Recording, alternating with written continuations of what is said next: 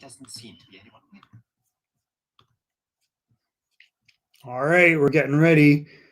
4 more minutes till game time. I'm just going to invite Pierre to this. I know that he was going to jump on too.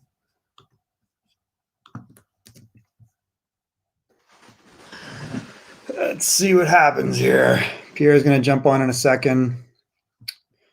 Who do you got? We got a big game here. This is the wrap-up of all the things we've been talking about. USA versus Canada. I think after watching this, the best two teams are obviously in the final. USA, we probably haven't talked about enough just because Canada's performance has been so dominant. But USA have been very good this tournament, and we're seeing great performances from guys like Zegras. Turcotte's really played very well. Cam York has been awesome. And aside from one game, Spencer Knight has been very solid, and his numbers are real good. I don't think he's stolen any games, and he's going to have to steal a game today if they're going to win. It would take a monumental breakdown, I think, for Canada to lose this. But, again, let's not put it past the USA. These kids all know each other. They've been playing against each other for years. U.S. development team kids have played against Canada in various tournaments, U18s. They get up for this game, and there's lots of firepower in the U.S. But I guess we're going to see. It would be shocking to me to see anything but a Canada victory today, but it's going to be interesting to watch. Welcome. Coach Frenchie has joined us for the live broadcast. What's going on, Coach Frenchie? You got no sound, buddy. Your sound guy sucks. We got to get a new sound guy. Although when your sound does work, it does sound a lot better. I got to get one of those mixing boards. Is it better now? USA throwback jerseys. What? Nobody's wearing that crap. Is it good? It's very good. Michael Myers wants us to wear USA throwback jerseys. I don't think those are USA. I think that's the Montreal Canadiens in the background there. Yeah. I have a Phoenix Roadrunner or whatever it is in the East Coast Hockey League. So I had this one earlier, which is the Ville Peltonen. I saw that. I was like, oh, that's so ironic that I have that in my closet. I don't really collect jerseys. And it's funny, like all my leather hockey jackets, all that stuff, I don't know where any of that stuff is. I think it's gone. Well, I definitely lost a bunch of it. Do you remember? Oh, listen, the team is wearing throwback jerseys. That's what he's talking about. Do you remember Robert Picard? Of course, Robert Picard, yeah. So he's on my Facebook, and he predicts Canada 6-4. You think you're going to get 4 goals past Devin Leary? I don't think so. We have one guy. I put a post on my Facebook, and there are about 25 people. So I invite them to join us if it's something could happen. But at the end of the day, only one select my game 5-2. I have a hard time seeing. I mean, listen, I think they'll get a couple goals against them. This is for all the marbles. You're going to see the best USA team yet. But I think you're also going to see the best Canada. And they've got 7 ridiculous defensemen. So do you think they can do the 1980? No. I don't see it. I don't see any way how Canada. I cannot see how USA can beat Canada. I tried to go every angle. Or this, they are better there. This better there. No. It's just like Canada is going to lose by themselves. So in 1980. By the way, what's the Michael Myers score? Did he say? I don't know. No, Michael Myers. What do you think the score will be? In 1980, let's call it what it was. Those guys were underrated. Herb Brooks saw something, which is a lot of really talented players. A lot of those guys played in the NHL, and I think that was just the beginning of that U.S. program. I think it was what they needed, which is a coach pushing them to a level. 5-1 Canada. Wow. It might be. I'm thinking it might be 4-2 or 5-2. I think the USA will hang with them for a while. But Canada's going to come out like a house on fire. And I just don't see Spencer Knight holding them in. I mean, but, again, that's what upsets are about, right? Yeah. So if maybe we'll get surprised here. I think you're going to see the best of the U.S. We're going to see great performances from Zegras and Turcotte. I think we'll find out a lot about Kaliev. I think they're going to punish Kaliev, would be my guess. Can you we're not live on Facebook. We should be. Now we are. All right, so good. Yeah, we are. Yeah. I'm watching it on the left over this other screen over here. Yeah. Let's tag some people here that are hockey fans. 5-1 Team Canada. Here we go. Michael, you should be proud of what I'm wearing. I'm wearing the cap, so you know that. 5-1, I said 5-2. Yeah, I kind of think a 4-2 or 5-2 would be realistic. Yep. But we might be surprised. This might be tight for a while. We know that Canada starts out fast, and they're relentless. And they just got wave after wave of great forwards. The D are always on. And the goalie steals your heart, man. Like, they're going to have to get to Devin Levy if they can get through all that. It's not like the Canadian forwards are going to be soft. They're going to be aggressive on the back check and aggressive on the forecheck. So I think you're going to have a hard time with that. USA are not going to get a lot of room, but they're a talented group. Yeah. It's kind of hard for me to imagine this not being Canada win, but when I don't look at the cameras because I'm watching the game at the right, so all right, okay. I have both up on the screen here. it's not in front of me the game, so It's not. but my TV is on the right side and I put everything on the left, so I'm not straight. Well, let's see here. We can fix this. There we go.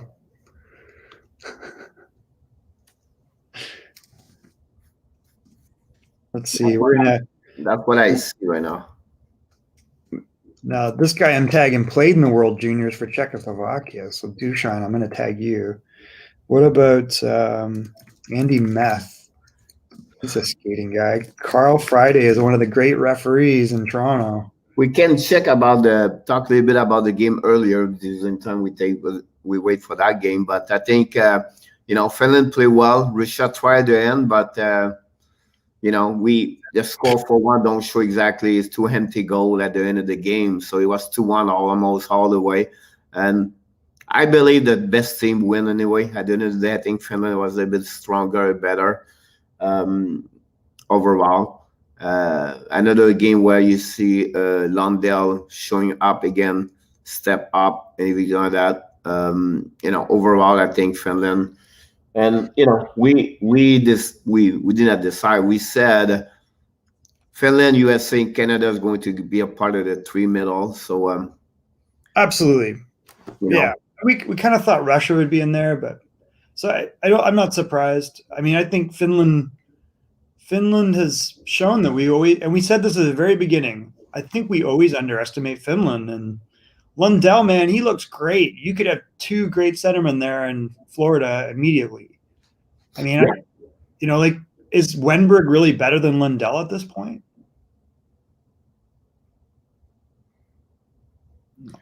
This is not a skinny boy, Pierre. This guy's a man size. Like, he's filled out. He plays a mature game. If you're worried about the offensive upside, I don't see it. Would be interesting would be interesting to see if Panthers going to do with Lundell. That's what I'm saying. Like, I think. Do you think he doesn't go? Do you think he goes back to Finland, or does he join the team? Do we know? Is he going to join the team for training camp, or is he going to go back to Finland? I can tell you this in a few minutes if you don't mind. You can. Yeah, let's find out because, they may just say, "Look, we're going to be patient. We signed Wenberg. Send him back. Let him finish out the season in Finland." But you watch his performance, and you got to be going, "Geez, let's get this guy here now." He's 56 games. He would have played 17 in Finland and 56 here. That's great. How is that not the best thing for his development? Yeah. Because it's not like he's gonna get. He's not on the roster right now. Yeah, that'll be really interesting to see. Because it's not like, is this guy gonna get bigger? He's already pretty big. He's what, 6'3", 6'2"? I think he's 6'1", but he looks like he's about 200 pounds already. Yeah. He looks like a man. He's not like a skinny boy. You look at Zegras and you go, well, that guy's a little guy, right? He's pretty thin. He needs to bulk up and prepare. Talking about the Panthers, Sarella and Backstrom stay in Finland and stay. They are not coming here. Who?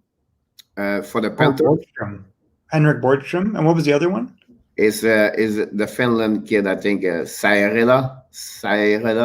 Coming, they're gonna stay. Yeah. Talking about NHL, we have a few minutes here. Colin Wilson for the Colorado Avalanche announced that he's going to retire as a hockey professional players. I guess that doesn't surprise me. I mean, it's hard. Like, we got these guys that they don't seem like they're old, but we don't know how beat up they are. Only 31 years old, played 9 games last year, 4 assists only. So I don't know what's up with that. Injury. Another big news from Vancouver, where it's going to be bad for them. Michel or Michael Fairland's not going to play for the upcoming season. Same time with concussion. I would not be surprised. Fairland. Oh, really? I would not be surprised if he never going to return in NHL. He's been out for a long time, hasn't he? Yeah. Since he left from Carolina to Vancouver first year after that, during that year, he struggled a lot, and since that, he's like really, talking about other news. Chicago Blackhawks put on the waiver Smith. Oh, Zach Smith, and also the Winnipeg Jets put Dano on Smith on the waiver list. He just has not panned out. I mean, he's had his shot multiple times with Columbus and with Winnipeg, and he just can't cut it. Like, he looks like a talented player, but there's something missing there. Yep. Too bad. Maybe, I mean, I don't even know. Is this guy going to get an opportunity with expansion? I don't think so. No. There's going to be enough other guys out there that I think he's probably going to be destined for another league. And then on the AHL, the Springfield Thunderbird, the Milwaukee Admirals, and also the Charlotte Shakers decide to not coming to play this season for the upcoming season. So no way for them. It'll be interesting to see what's going to happening now for other team. You know what I mean? Well, I found it kind of disheartening listening to the president of the CHL.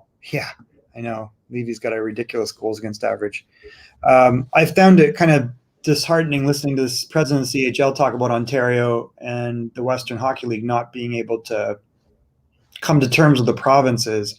We see Alberta's done a great job. Like, now we know the players have been in a bubble for like 7 weeks, Pierre. Yep. 50 days by the time they're done. So I think the puck is dropped.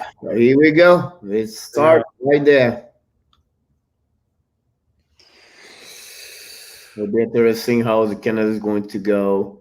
Is Canada winning yet? No, but can see the game on the. We have delay. I don't know where you at. Where I am. Already one shot from Canada right away. They're all over them. Oh, they gave him room to break out. Oh, no, wait, there's a red jersey going to the bench. They're not going to give him any room, man. Turnover. Here we go.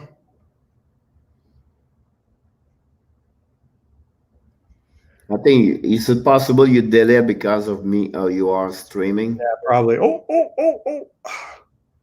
Yeah, I definitely am always delayed from you. I don't know why.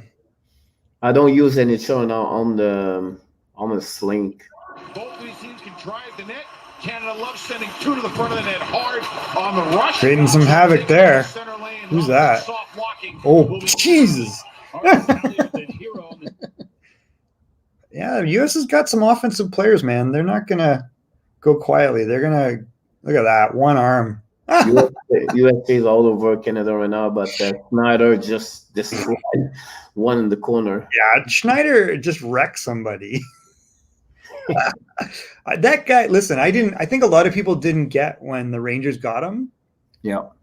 He's a monster. Like, that is exactly what the New York Rangers need. They're going to have him and Keandre Miller on the team. Like, he is a throwback defenseman. I have to love that guy. I want to apologize when I say I delist because I'm watching on Facebook and Facebook is 20 seconds behind, but I'm watching right now live with my TV, yours, and you're almost in front of me. Okay, there we go.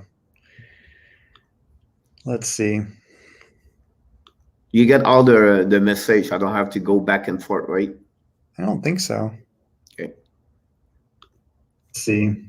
Look, we're live You on. get all the message. Yeah, it's like you in a time warp. Yeah, Facebook, you're 20 seconds behind. That's always been this way. It's just like I want to be sure you get the message. I don't. Yeah, no, we're good. We'll see it on here. We don't. Perfect. Opportunity. Oh, you ran into another wall. Oh, another wall. Wow. Last mistake. Wow, that could have been bad. Canada's not messing around, man. Oof. Goes for a check there. Yeah. From USA. Oh, it's icing? Yeah. Man, oh man. I think Canada's just waiting. They're hitting, but they're gonna crank it up if they don't score early. It's going to be like this. It's just like the first 10 minutes you're going to see both teams each other study a little bit. Oh. You know what I mean? But then after that, you're going to see it maybe after that. But it's going to be like this for a couple. You know what I mean? Only the first period. Does Betty's skating bother you? He had a low gravity. It's just the speed, the power, like Caulfield. He does not have that kind of power, but around, I think he's pretty good. It's just like God.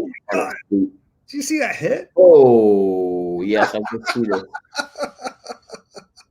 There we go. Jeez, that's like punishing. Yeah, the head was down. Who was 20? Is that Mercer? Yeah. Oh my God. Mercer crushes someone.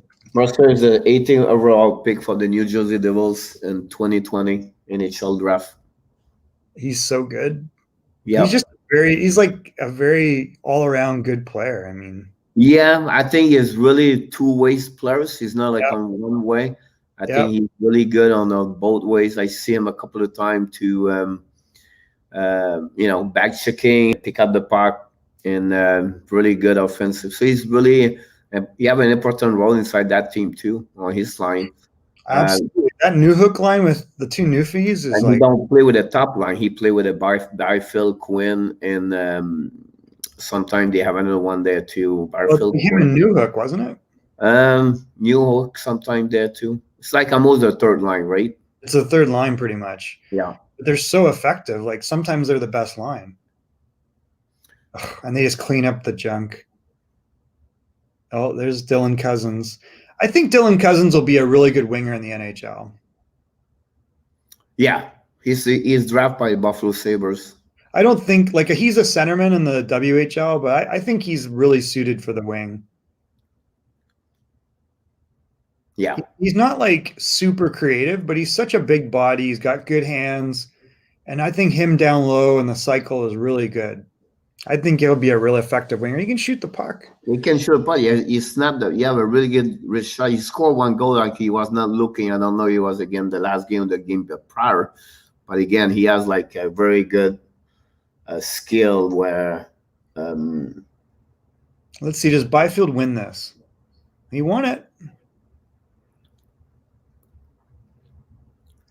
You can see the forecheck on USA is pretty good. The 2-1-2. Really solid check behind the net. I don't know if it was Byfield, but I don't know who that was, but that was a truck. Very hard to see. I'm gonna rewind that. Hold on. Can I rewind it? Oh, here we go. Whoops! No, not that. Oh yeah, that was 10, or was it? Who's Holloway? Dylan Holloway. Oh, Holloway. He's a monster too. Yep. He's a hard hitter, man. You know what's crazy is we drafted him. Oh yeah. And we drafted Kent Johnson too. But they don't all report. No, he's still in the. They're Canadian, both of them, but they're because you have a choice to go to OHL, right? No, he went to the NCAA. Yeah, that's the point. Like they don't go to WCCHL, they go to NCAA. Well, yeah, they could have gone CHL, yeah. like we drafted them probably later than they would have liked, and there's an ego element of that, right? But you don't always see a kid. We're seeing them at 14. So we don't care if you're a first or a seventh. Like, we get guys late that are really good because they develop. They're 14, they're young boys sometimes, and then they turn to a man in a year. Like, the difference between 14 and 15 is huge. Oh, who's that? Is that Mercer? Yeah. And there's Tomasino. That's another player we don't talk a lot in that tournament, but did very well. Maybe not like the last two games, but still play very well. A very productive offensive player. He doesn't get on the ice. No, he's on that team. He's really like, barely play 12 minutes, 13 minutes usually. He's played better than Byfield. But you don't see him a lot. Like Suzuki, you don't see him a lot also. Suzuki too. Like, think of that. Suzuki's like tonight he's going to run more 3 lines and maybe roll a 4 at some point. But you're going to see more Cousin, McMichael, and McMichael's real good. McMichael, jeez. You think about it, isn't that kind of crazy that your fourth line has Ryan Suzuki? Like, Ryan Suzuki's probably going to play in the NHL next year. Absolutely. Right. But that I mean, they have. I think the USA won that face-off. It didn't matter. Oh my God, who carried on the puck all the way? Who did? Nobody. Because you're behind you. Good reverse. I think you should go live. Like, bring your TV live because you're back on. Live. Ooh, is that Byram? I don't know. It's Byram. Byram. No, it's defenseman number 4, Barron. That's what I just said. I heard Barron. No, are you talking about when you say? Do you like Justin Barron or Bo Byram? Barron. Byram. Oh, okay. Because Justin Barron is 27 and he's been a monster too. Oh, so this whole time you've been talking about Bo Byram. Can you go to number 4? Number 4. Can you go live on you? Like, can you push your TV more? I don't know why you're saying that. It's live. Really? Yes. I don't think so. Send you backwards. Can you go more? It's live. Okay. We're on a pizza commercial. You're on the pizza. I'm the Robo Killer. Bo Byram goes end to end. That's who you've been talking about. So I want to say the first thing I ever bought from TV was Robo Killer. Really? I actually downloaded this, and it's really funny because you play like funny voicemails to people that are like scam artists and telemarketers. Oh boy, here we go. No, that's a play. Why do they do that? In each zone, US a little sloppy with the puck. Oof, yeah, that's not going to last long. In the lanes, and the US, we just talked about, don't throw pucks through the middle of the ice. Yeah, you're behind. Well, I don't know what you're talking about, but I'm as head as I'm going to get. I don't know why you cannot go. I don't know. Stop talking about it because it's not going to change. I'm already live. No, at the beginning, you was really like in front of me almost. Like right now, you're really like 20 seconds. I don't know what you're watching. Are you watching on cable TV? No, on the Sling. I'm on Sling. You are? Yeah. You're behind. I'm definitely not. I'm as far ahead as it can go. You just dropped the puck right now. Yeah. Well, there's no point you saying that because you got to watch. 13 minutes, 20 seconds right now. 13:28. See, I'm 20, 16, 15. Canada almost score. Don't tell us that. I can't see that. Check this. It's coming. This is the east to west difference. This is like you in Florida versus me in California. Check this one. Oh, that was a great play. Is that Dylan Cousins? Yeah. All right, keep talking, Pierre. I got to go grab the food at the front door. No problem. So Canada has the puck. I know you guys, you're behind, but I'm in front right now. So really, we see Canada a little bit better, but at the end of the day, score 0-0. We can see the trend between not much between the Canada right now, but you can see a little bit difference. What I said is like Canada can have more skill and you can see control more the puck. But again, USA don't give up and they're going to forward check all the time. And Canada use their body. Well, almost you're going to see like the next play, like USA almost score behind the net. Levy stop the puck on the side. Yeah, I apologize. I'm a little bit talking here, a little bit forward, and get you guys the TV right now. The TV for Michael is behind. Are you around, Michael Myers? I don't know if you're around. Just have comments. You can join me talking with me, or I don't know if you're around here. But again, it's 11 minutes 42 seconds at the remaining of the first period. It's 0-0 between Canada and USA. Puck behind the net, controlling by Cousin, and battle in the corner between Mercer and number 2 defense from USA. They tried to do a cycling Canada, and shot for Mercer from the dots. Wow, good save from Spencer Knight. Easy one there, but you can see what Canada completely, not completely, but they use a good forecheck. Cousin.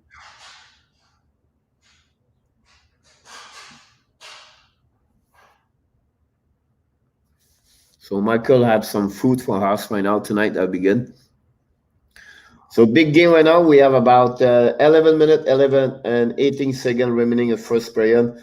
And Canada is on the offensive side. And now transition for USA. They are in the neutral zone. Down the puck in the corner. Pick it up by number 12. Return the puck to the defenseman. Cam York shoot the puck in the corner.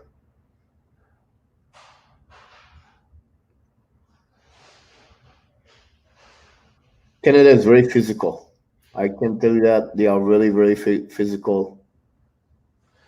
Puck control behind the net from USA was shot, missing.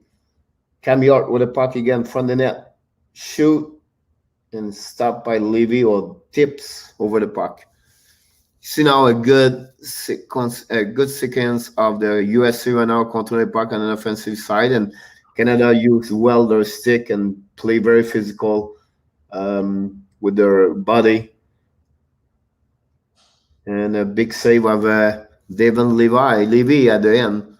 So Caulfield have difficulty. Caulfield see the big body now. It's not in NCAA college right now. You can figure out this part.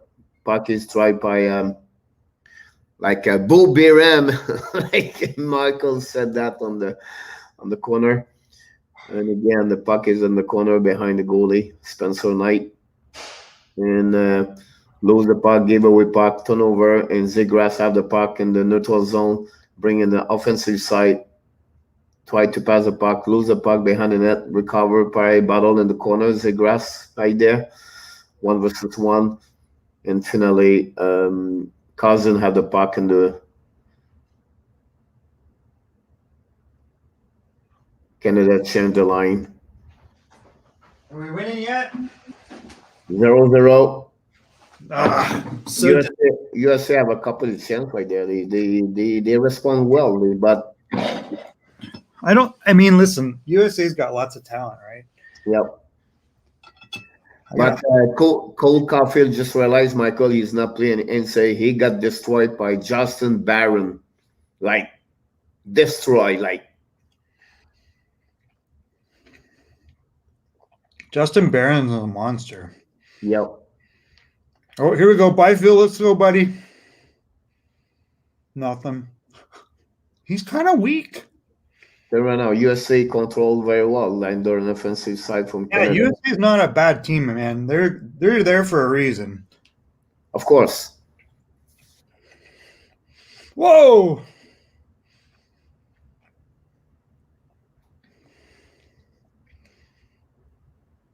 Another body check again on the blue line. Ooh. I got a husky here because I have sushi. What the heck, man?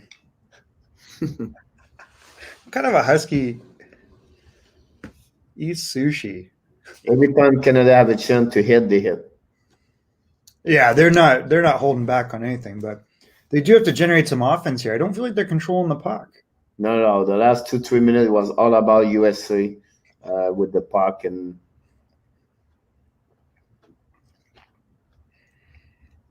Yeah, that's kind of interesting. Like if they don't get possession, they're not going to get scoring chances here. who's number 10 for USA? Oh, for USA, I don't know. Is that York? Yeah, it's No. Cam York, isn't it? Now York number 4. Beniers? Yeah. I Oh, thought Beniers was. oh. Missed chance for USA. Good shot. USA is controlling the puck. They're Cool. controlling the puck real well, man. I don't think that's a good thing. Woo! That was a big shot. I know. 3 more like that. Like Canada have all, they are full right now. They are all USA is all over Canada right now. The last 3 minutes, 4 minutes, they completely and Canada hanging there. And Well, maybe we underestimated the US. yep. But I always expect this at the beginning of the game like that. Until but USA dominate very well right now. Well, we kind of saw it against Finland, right? Yeah. Now the key ask you, do you believe they can play like that? 3 periods, 60 minutes, like you know what I mean? Like that's a lot. Well, okay, so let's think like I don't know. I feel like Canada started early. For USA. Did they score? Yeah. Check that one here. I don't know why you're preempting the whole thing. Look the tips. You're going to see the tips. Well, that's not good. Oh, that was a good goal. Nice. Who did that? Zegras? It was from the D, but no, number 15, Circa. Alex Circa. Circa tips the puck in front of the net. Good for him. I agree with you, David. He did this all tournament, and I think more the tournament, David, See? more the tournament is getting more games. Alex Wow, great goal. Circa is step up more and more. Yep. It's pretty whoa. So are we finally going to see pressure on Devin Levy? Like this is the first time Canada has not had a lead. Yep, I was going to say that also. That's the first time in the tournament that Canada is really trailed by 1 goal right now. So the question is, like, we haven't seen any puck possession from Canada so far. Well, at the beginning of the game, but not They're dumping it in, and I think they got to skate the puck a little bit. Well, right now, USA, they forecheck very well, so they don't give space to the USA, Canada to carry on the puck or move. So they have to use dumping or pass the puck quicker between them. I don't feel like there's that much pressure at the blue line. Well, they get white jersey very quickly. They cannot skate like they was supposed to skate. Usually they have a chance to skate. But again, I think dumping it in is a little too much. They need to calm down on that. Just put it behind them a little bit. I was very surprised to see Canada losing right now 1-0, be honest with you, and there was not expect that part over there. So now we're going to find out, like, is Canada, because I feel like Canada always starts fast. Yeah, that's the point. And then they kind of fall behind, right? Yeah. So now they got pressure. They got to, like, figure this out. Because if the USA scores again, we got a problem. Yes, I agree with you. Like, I think that next goal might be a little crucial. Like, I mean, listen, Canada does have firepower, but I don't feel like they have one. You're not going to get this at Spicy Tuna. I got a husky that wants sushi. Really? Nice That's maybe tip. the only way they can beat by tips pucks. That was great. Great tip. So that's interesting. Right now we're seeing the skill of the US is a problem for Canada.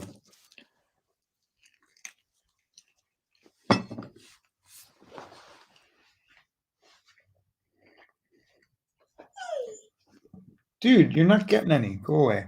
Oh, another shot here. They're out shooting him now, 9-8, right? Oh, they're all over them. They're all over him. Canada's a little shell shock right now.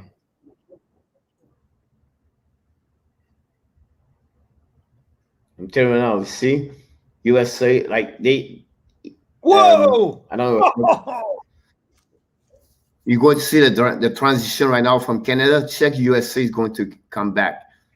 Look, you have a Let's transition see. right there. Like we call it cousin. Check the blue, the white right over there. They create a offside. But you can. I'm telling you now, there's F3 or the F1 and transition. They jump all the way to the guy carrying the puck from the red for the Canada. So Yeah, that's good. Canada though can't throw the puck away at that point. They got to fight through it. If they take an offside, they take an offside. Because at this point, what we're seeing is they're dumping it in. The U.S. defensemen are just getting it, and there's no, they're not getting it back. I don't think you can play dump and chase against the U.S. and win. the first period is all Canada and all USA. Both All teams USA. are coach. David, you're absolutely right. I was just think so. thinking right now about Tony is great. Oh! Coach from USA, Lehman is unbelievable. Yeah, he's been done a great job. He's He did. adapted to every situation, hasn't he, Pierre? Yep. I mean, I think that's the biggest thing. Like, if coaches are able to recognize and make adjustments, and we saw Russia was not able to do that. And I think we talked about this before with Larionov. Whereas US figured it out. Czech figured it out. Czech were very well coached. Absolutely. But again, Lehman have a good reputation in say. Yeah. And I think that's carry on all the way. And then you can see the preparation right now, how USA is prepared. So I'm sure they study a lot of more, the film in Canada. What they do, they bring a guy, the F1 or F3 in the back on the neutral zone. They jump right away. The guys carry on the back. That's what you got to do. You got to put pressure him to the wall, right? Now what happening? Like Canada have to be sure at the second period they have to quick move pucks. Quicker between players. If not, they cannot move the puck, carry on their puck like it was easy to do against other team. Yeah, they need to. I think you're right. You've got the back pressure is allowing the D to step up for the USA, and Canada's got to understand that if they dump it in, that's actually to the US's advantage. I think they just need to chip it behind the way the US figured out against Russia. So we're going to see, does the coach in Canada figure that out? I got to think Mitch Love figured out, but I guess we'll find out. Yep. I think it's just you put it behind them, you get possession back.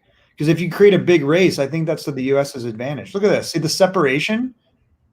They just threw the puck away and they regroup and they're back in. I mean, it's an icing, but let's see, guys. Come on, make some adjustments. We're going to see this a second period. Well, too late. He just blew a period. The U.S. is not going to. The U.S. is going to probably make adjustments now too. Very interesting.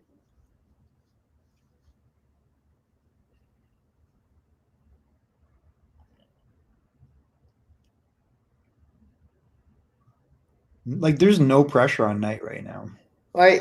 Again, you're going to see defensemen Canada give away puck again, so they don't have. Look how comfortable the U.S. are breaking out against that pressure. You cannot play this dump and chase game. Look at that turnover.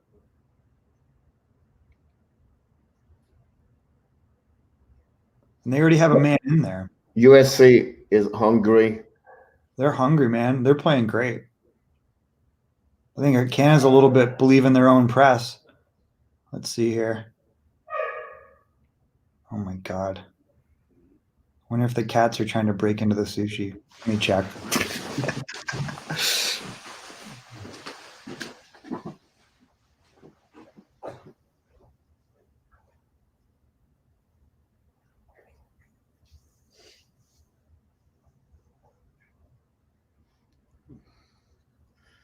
Canada have nothing. Canada cannot do anything. Penalty from USA right now. Delay. There we go. Penalty USA. 2 minutes for tripping. You're going to see this. I'm sorry if I talked to you earlier, like because my TV, well, I don't know, Michael behind, but I'm right there. You can see it tripping right there. I apologize, but I see the game a little bit earlier. Power play Canada. Interesting.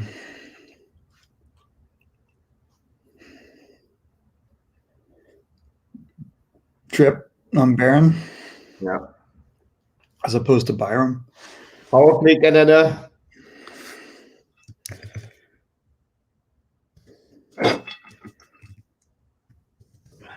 Missed first opportunity from Canada. Good shot, but blocked by USA again. USA make an effort all the time, and it's pretty amazing. Here we go. Second time. You have to find the seam. Man, so they got to bury that. I know. Are you excited about the Matt Martin contract for 4 years? 4 years, 1.5 AAV, $6 million. Good for him. Yeah, good do for you know how him. many- Matt Barzal, like wrong Matt. Do you know how many games he played in NHL? 600 or 692. yeah, that sounds right. Impressive. He's been around a long time. I'm impressive. I have to give him credit. 4-line, play 10 minutes per game. Yeah. He's really good. He's an intimidating guy. He doesn't take penalties and he can score a little bit. And he's a good, I think Toronto really benefited from his leadership. Oh, you guys score on that stuff. Again, a bad pass after that, you're going to see. Woo. 35 seconds remaining. 30. Oh, and the power play. Yep. 1:45 to the period. He's like, whatever. I don't think the U.S. is worried about Canada. Right? Canada right now is in front of the net. Yeah, nobody in front of the net. That's bad. So they play like 4 rounds at the bumper. But have you seen Newhook yet? one thing USC gave on the power play, they leave the shot on the left side completely. I don't know why they do that. 5 versus 5 now. So much for that. Are you impressed? Are you surprised to see USC is still getting the zone, but Canada is stepping up to the blue line and not making easy to enter the zone? Yeah. Oh. I'm not surprised, to be honest with you. Like, I think, I think that there's more offensive talent in the U.S. than we give them credit for overall. This is the post. I think Canada's game so far has been a very traditional pressure game, and that was close. That was close. I feel like the strength is the D, but that doesn't mean you're dynamic offensively. They've got to carry the puck. I mean, I don't think that they can shoot it in the way they are and that they're going to get anywhere. Yeah. I think that they've legitimately got to start challenging those D. It's like, all right, step up. We don't care. Back pressure. We don't care. Oh man, we're going to maintain the puck control. And that's what they got to do because the U.S. is doing that. But you have nobody in front of net. On power play right now, they use the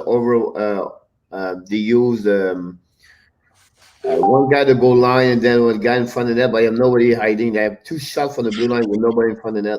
And I don't know why they put Byfield there on power play. I have a difficult time, but that's my. Really? He's their best offensive defenseman. Byfield? Quinton Byfield? Oh, Quinton Byfield, the forward. Yeah, no, he's terrible. He's not ready. I don't see why he used him in power play. That's my point. He should not be on the power play. Like this is where you put Tomasino. You put nothing. Quinton Byfield is not a finished product. Good presence of Jack Quinn in front of the net. That's the first time I see that. That's pretty good. I mean, there's another guy who really has not done much this tournament. Yeah, we are impressed by USA so far. Holloway in front. It's I don't know. We're gonna find out real fast here. I think they just can't. They can't panic, but they've got to say, boys, you got to carry when you get possession, keep it. You're going to see right now, after that check, the puck on the corner, they're going to lose the battle, Canada. Not next corner.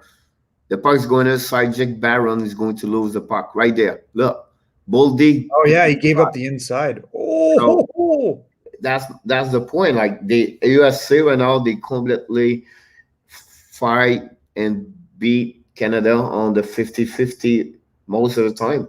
This is the thing. They haven't faced adversity. That's the first time they face adversity challenge. So that's why. So they have to react better on that one over there. But right now they don't play the level of the game they play. Like they are completely, neutralized by the player from USA. You have to give credit for USA right now. They don't give. USA is showing they're playing their game when they don't have the puck. They play the higher level. They play another level. Absolutely. I mean, I don't feel Spencer Knight has been tested. Do you? Not at all. Not at all. How many shots they have right now is like 10. It's 13-10, but I don't feel like this. I think the scoring opportunities have been for the U.S. They've had a lot better quality. Of course. But it's real tough to switch your game style in the middle of a tournament or the championship game. So I think that they've just got to say, listen, boys, keep possession of the puck. Don't throw it away. Let's get speed coming out of our zone. But the U.S. is all over them on the way out. Like everything is a broken play to get out of the zone. Yeah. Like look at this 1-on-3. There's U.S. is not intimidated by the physical play. This is not making, like 75. Crab's nice hit. That's it. First play over 1-0 USA very surprised me. Because very good job, USA. Usually Canada play a solid first period. We do not see that right now. So we have a lot of discussion in the locker room.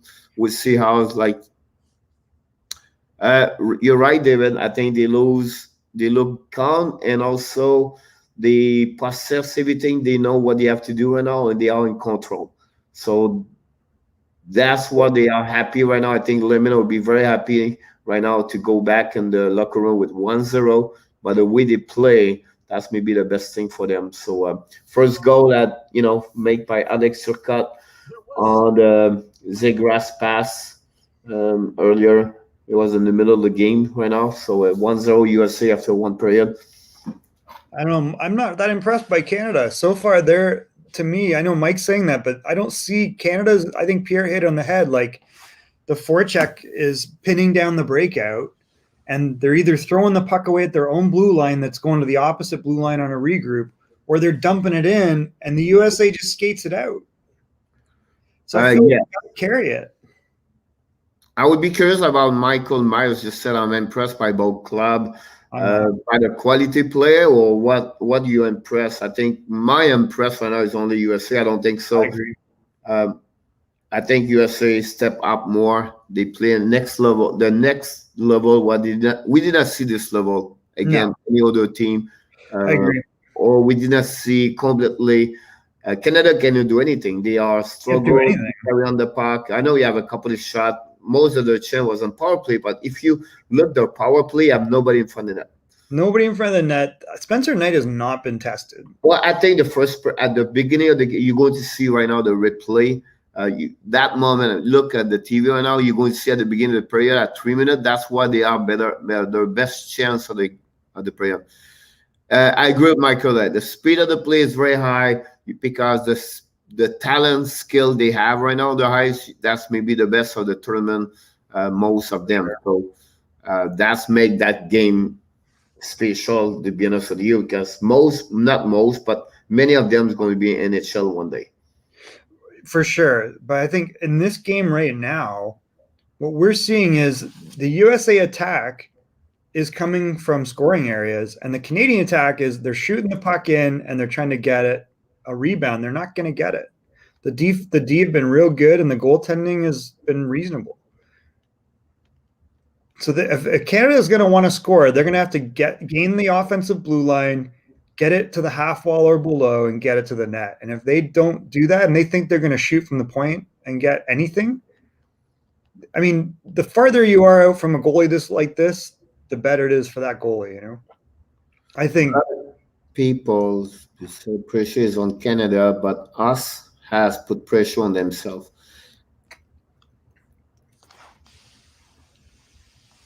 they have, but This is good point, Michael Myers. I agree with Michael Myers because at the end of the day, he took a tips to beat Levy, but at the end of the day, I think he's right. Good defense during the initial. But I think the only problem I think Canada has, their battle 50-50, it's not great. Physical, they are there, but you can see their battle 50-50 are not great. Then their transition is not great also. When they come at the red line, they don't see this part everything like that. Canada's game right now is disconnected, you know, like they're getting separated from the puck too much. Like as far as like they get possession, they're coming out of their zone under pressure. And as soon as they're seeing defensive pressure, they're overestimating the threat of that. It's because the pressure is coming to them all the time. They have one check them all the time. So the pressure is always a man on them. So they will have to go quicker. And to do that, we have two options: is to pass quick left or right, and or dumping the puck. But they have to be sure someone get there very quickly. Now, it's another point because this what Michael Myers said. I said this early at the middle of the game. I said to you guys, I'm not sure if USC can play 60 minutes like that. I'll be impressed if they do. It is possible, right? But I think the USC is going to get tired with longer the game go farther. They cannot maybe not play all the time like that. We don't have the stat. I would be really interesting to see the minute of all the players in USA for the first period. How many minutes they play? Is it like, you know? Why do you think they're not going to play that way the rest of the game? I mean, you think of Finland. Finland came back against them, and then they still pulled it out. It's because you get tired. Like you mean like many times you put pressure, you play over your head the first period, you hit everything, and then with time your body don't follow for them about believe, and you go all the way after that. And I think that was the difference right there. So. Well, yeah. No better time than now to step up. So again? No better time now than to show your best game, I guess. Yeah, of course. So you have to give credit what they are doing right now, and I think they play very well, for sure. I absolutely cannot stand the IHF website. It is complete junk sometimes. Interesting. So where's like the whole scores? Okay, so let's see. Can you filter this by team? Yeah, team. Let's go USA. So they lost to Russia 5-3. Was there an empty net goal on that? They won 11-0 over Austria, which is not that hard. So that's whatever. They won. So the Czech game, they won 7-0. Czech are kind of Jekyll and Hyde. The 4-0 game is what you're talking about. That was the big game where they beat Sweden. And I think that's where you're right. That we saw a really good game from them there. But we've also seen Sweden had some chinks in that armor. 5-2 over Slovakia was a little surprising. The 4-3 game. Well, I mean, they're winning. The U.S. is playing the way they play, and Russia was the first game of the tourney. I agree with that. I don't see them doing anything special right now. I think they've been playing this style, but it's going to be interesting. If Canada's got to do something different, they can't play dump and chase against these guys. They're trying to hit them, and it's not working. The other guy's holding on to the puck, and they're out-chancing them from the half wall. Like, if you look at where the goal came from, you know, he curls in, and the tip is not coming from the point. Canada's shots are coming from the point, and they're trying to get tips from there. I just don't think that's going to work. Oh, the difference is it's easy there. For me, it's easy. It's first, Canada don't put anybody in front of that. Secondly, the pressure of USA, 2-4 checking is amazing on the D for defense for for Canada. Thirdly, Canada cannot do any transition, carry on the puck between both blue line because the forecheck from USA is amazing on that one over there. And fourthly, if you want to down the puck, like you said, they have to be sure you have another players go for checking the corner over there. But the speed of USA defensemen is so good. I don't think so. The dumping the puck is going to be this. The key of that one is to moving the puck on the transition between both two blue line. If they don't moving the puck, they will not, because I don't see anybody right now can carry on the puck all the way because the pressure is No so way. much. I agree. That makes a lot of sense. So Hey, Pierre. it'll be really interesting to see that. If you are part You of think the Canada's going to score 5 unanswered goals now? say again. Do you think Canada is going to score 5 unanswered goals now? Not right now, maybe not, but at some point it could happen. Like, the key is right now is everything at that moment is one goal at a time. A momentum, a shifting momentum in a game like this, a final one game like this, it's come to the momentum in the game with one goal. If one team score, like USA scored 2-0, it would be very hard after that to come back. That's what I was thinking. I think if USA scores the next goal, then this is a big problem. Yeah, I spoke about 1980 at the beginning of this program about, we maybe see again this 1980. Everything's possible. Maybe. And, it's one game and you never know, but the shifting and the thing to see how Canada is going to react. And then more longer the game is getting is to see how pressure the US is going to keep that pressure all the way to the end over there. Yep, for sure. But it's interesting. I think their pressure is just taking away time and space. They're not worried about playing physical. They're worried about winning the puck battles, and that's working. Like it's like a skill battle. They're taking the hits. I think if you hit this team all game long, it's not going to add up. I think that in a championship game like this, Dave Clark had a kind of shifted gears a little bit. Congrats to Germany. They've really built a good team of last year's. Stützle is world-class, man. He's so good. You're seeing Peterka's very good. And then, Florian Elias, I think that guy's got to get drafted. I think someone's going to grab him. So they got a lot of good players now. So here's what's happening in the hockey for the last 25 years or 30 years, maybe not 30, but what happening in 90s and go to carry on to 1905 is Sweden really became what Russia was at the early 70s, 80s, 70s, 90s. Then Sweden, they developed their own hockey, everything like that. Finland copy what Sweden built. Not say copy, but they build after that. And what happening now, Germany is doing the same thing what Finland and Sweden did earlier. The ADM, the American model development, right?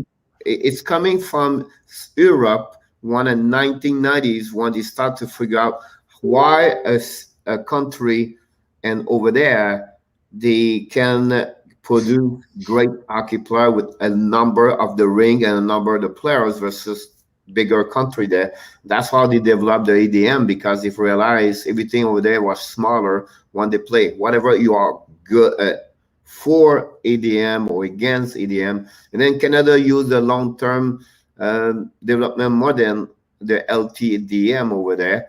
And some coaches love it. Some people disagree. Some they don't like it. The problem I see with ADM, you develop skill, hands, skill, skater, skill. It's just not sure if all the way ADM should be produced all the time. I think you have a mix between an ADM and learning the system, learning the game. I totally agree with you, Pierre. And people got mad at me because I'm like, listen, we can't just have guys playing small area games. The ADM is also useful for non-experienced coaches, which I get, which is, hey, let them play in small areas and let them play little games. But to your point, we're not teaching them the game. Everyone's got their own puck is not the only way to develop. Like we've had, small area games forever. We've had skill development forever. So I think you have to do both at the appropriate age. Like I like what the ADM is up to 11. 11, 12, you got to start teaching them like tempo of a big ice game, transition of a big ice game.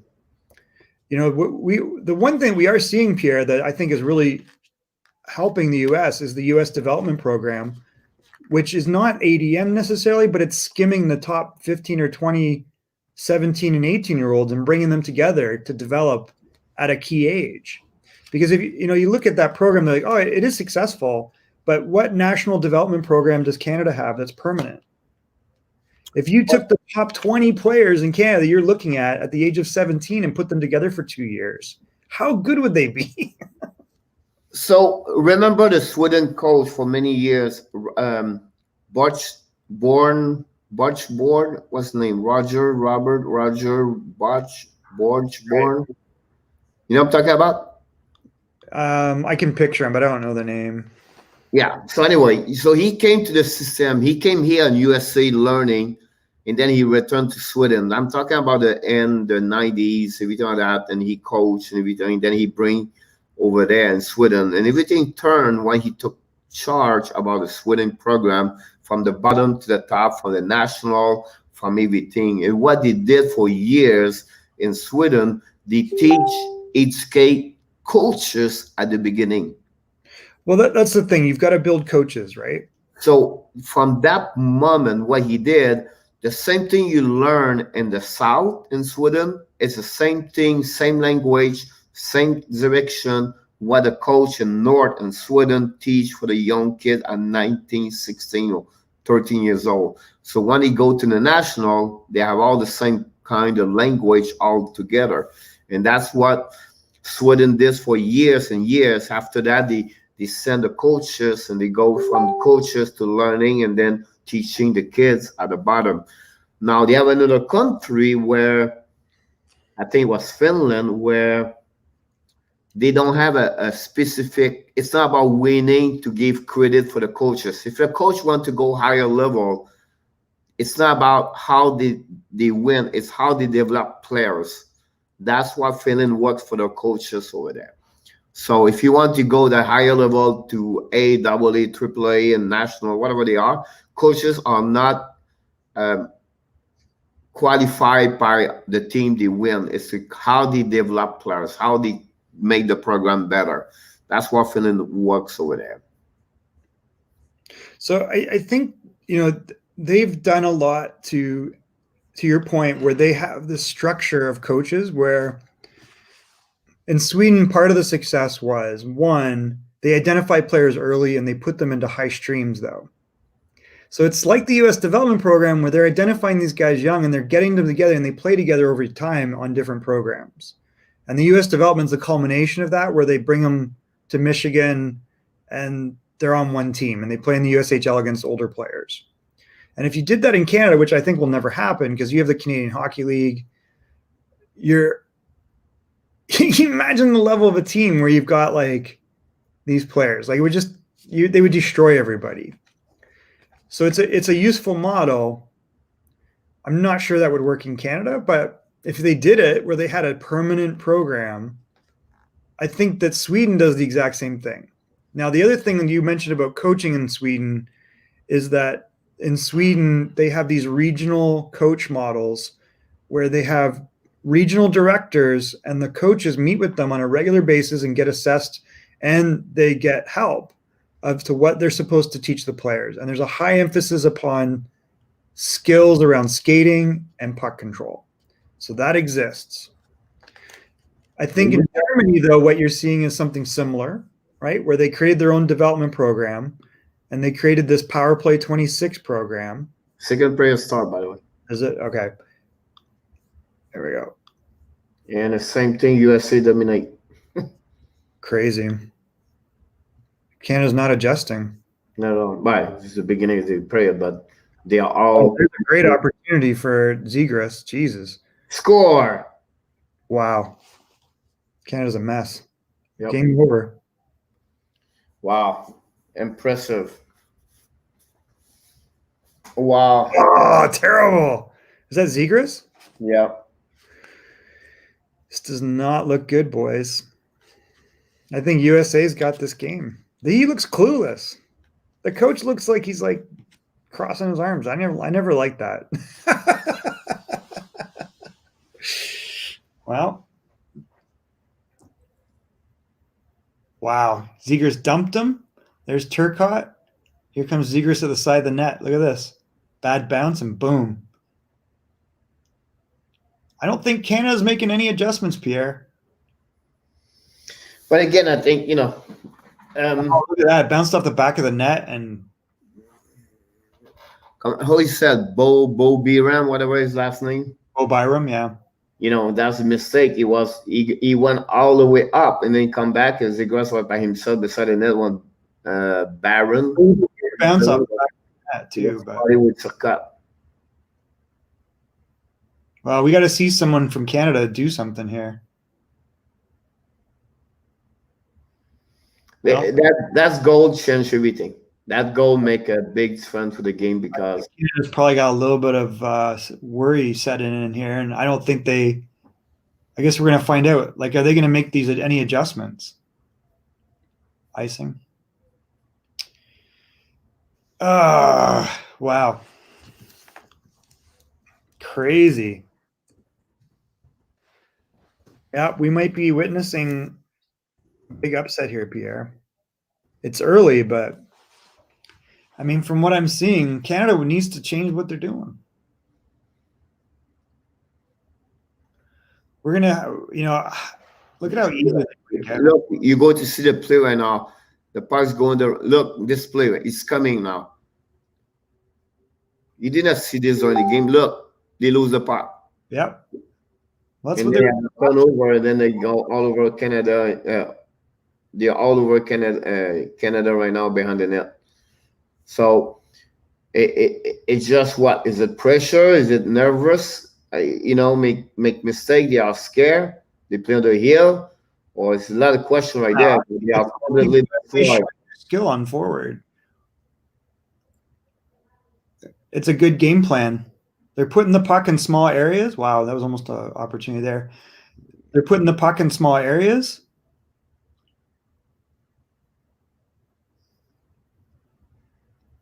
And they're creating opportunities one-on-one. And the USD they're just throwing the puck away to the USD and then they're changing. What the hell are they doing? Look, they're putting the puck in deep. They're putting the puck in deep and then they're creating a battle and a race. Canada's like, that's crazy.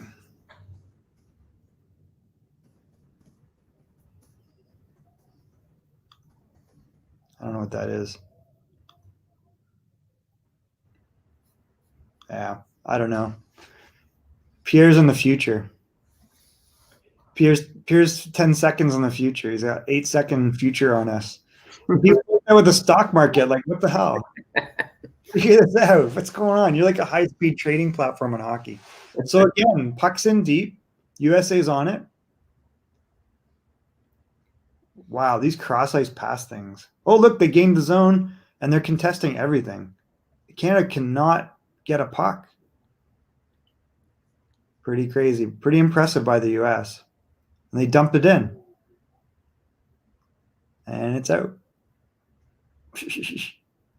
They better get a goal here. This thing's going to be over real sell.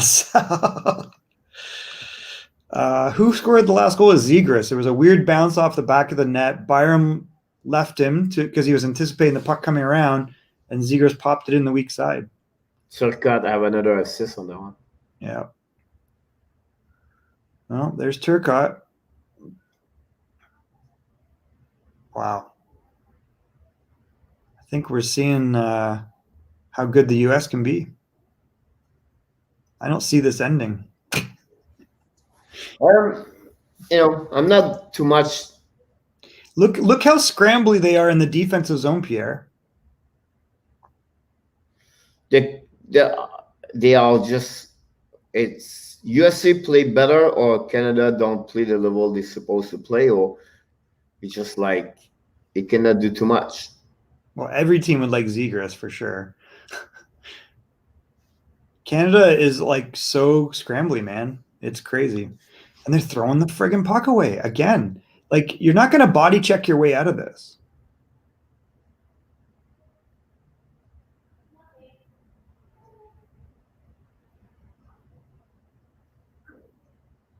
Like, they're playing this garbage game on the boards, Pierre, and that's what the U.S. wants.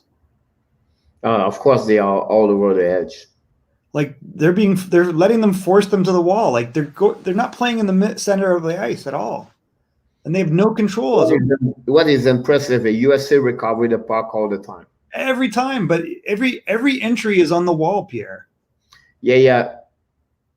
They're not driving mid lane, moving the puck wide, getting it below the hash, and then where's the U.S. going? Right down the friggin' pipe. Pretty disappointing. No adjustments. Look at that. Opportunities right in the high slot. Ridiculous. Everything's a broken play to get out of their zone.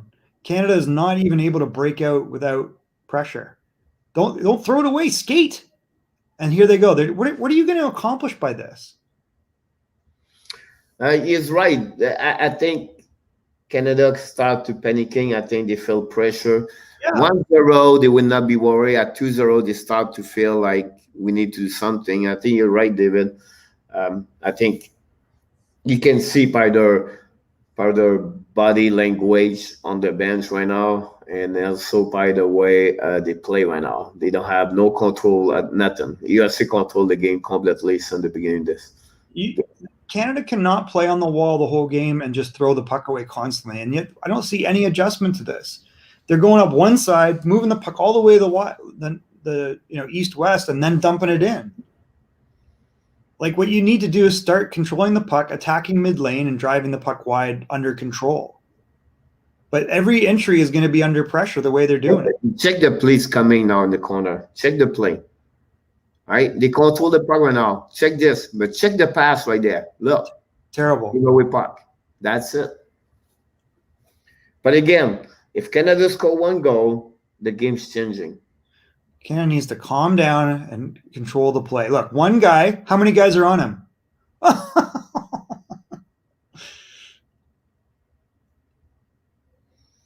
It's impressive how USA play. Wow, look at this. But I'm telling you now, they are one shot away to score 2-1.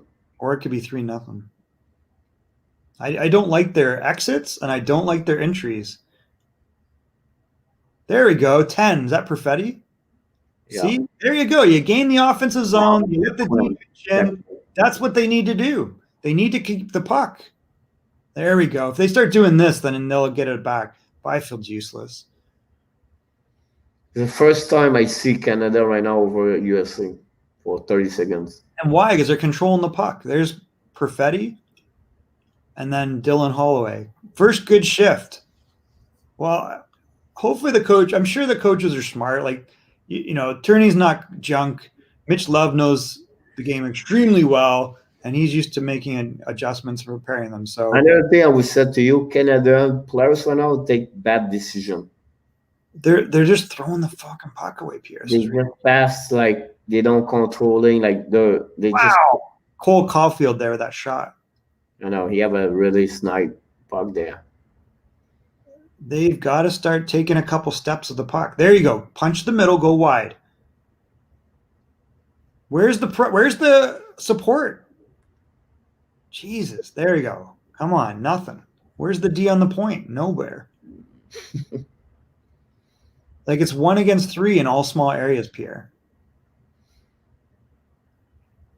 They're back to this junk. There we go. Pressure it.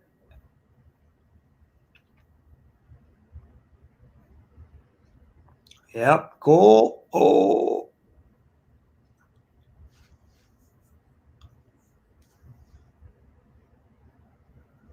Yeah, they're definitely leaving the weak side, but you're going to see the play behind the net. Check the play behind the net. You're going to see why they're losing because of this. Check this right there. Look. Everything's a broken play, Pierre. Look again. Look. I'm watching it. It's ridiculous. Yeah. Again, anybody else, they could do that. Again, other team, they could do. How many times you see those D does all the kind of stuff like that? You're absolutely right. They just dominate right now over them completely. Yep. I don't see Canada making in the adjustments they need. Look, they throw out cross ice, offside, Dylan Cousins. Like, what are you doing? You need to break out as a team. You need to punch the middle and open up the wings so you can enter with control, and they're not doing that. Yeah. And the U.S., to your point, is doing a great job. They're forcing the play behind the net. Like, they're not pausing. They don't care. They're trusting their skill. It's like, I'm going to create a one-on-one with you. You're behind the net. You think you're going to shake me. I'm just going to keep coming through, and I'm going to trust that I can follow you. You're flat-footed. Yeah. Timeout might not be a horrible idea, but what you say in the timeout is what matters, right? And I think it's like, listen, boys, we have to start driving the puck mid-lane, keep possession, exit as a team, enter as a team. They've got no control of the play out of their own zone. These bomb passes from blue line to blue line, all they do is it's creating a 1-on-3, and you're against the boards. It drives me nuts. And so back to David, I'm not sure you called it timeout. I don't think so. But one thing you do, you start to be nervous. Because right now they have to figure out something about that, because right now they are completely demystified by the play from USA. You have to give credit to USA. Yeah, that's what, you know what I mean? Absolutely. This is coaching, honestly, at this point. Like the USA cooperation of the team, I think maybe Canada did not took USA very like the level and that level they play, and right now it was weird to me, but just turn their gear one more. It's just everything Canada do right now, they all feel like they are behind half seconds. They behind, yeah, they are not like they was controlling the game before. Every time that, and again, he get a penalty on that one. No, he's lucky.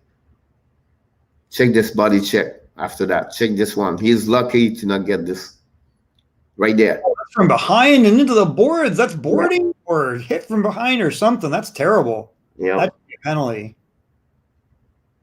That's definitely not IIHF rules. Well, it's like the referee does not want to do more, but listen, what are they doing? There we go, Byram. There we go. That's what he needs to do. I know. The puck to the happen. Here we go. Doing, Pierre, they got to start driving mid lane, but then move the puck wide and then attack from below the hash. Is that a penalty? Yep. Wow. Peltier, Jesus. We're going to find out how, I don't know. I think UFC is 42%. It's 17-10, Pierre.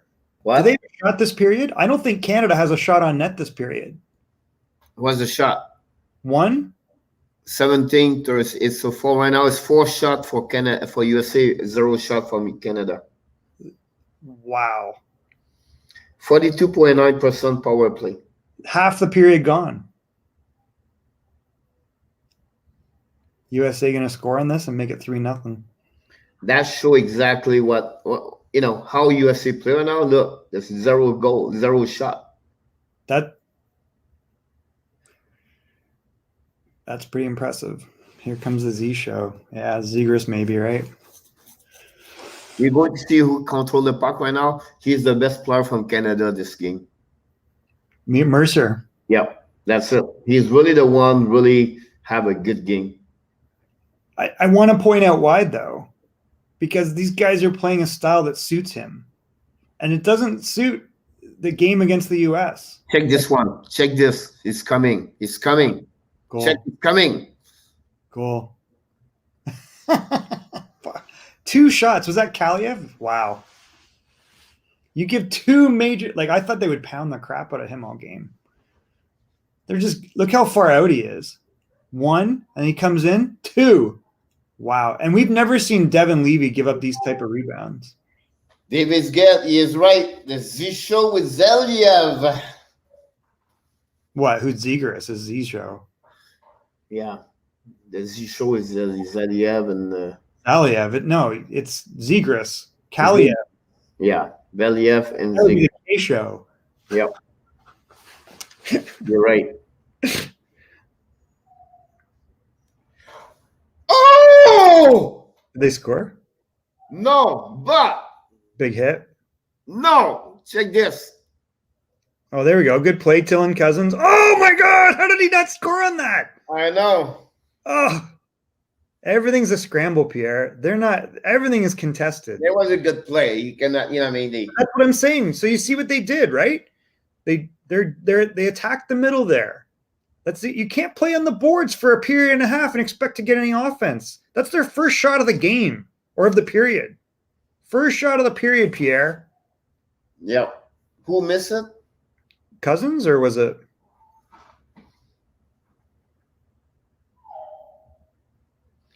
Again, it's number 4. Biram. Oh my God, he hit the post. Oh, He boy. hit the post. Pierre, give me a break. Can you like get with the program here? You're like 8 seconds ahead of us. Check this. Oh, Byram. Wow. Byram.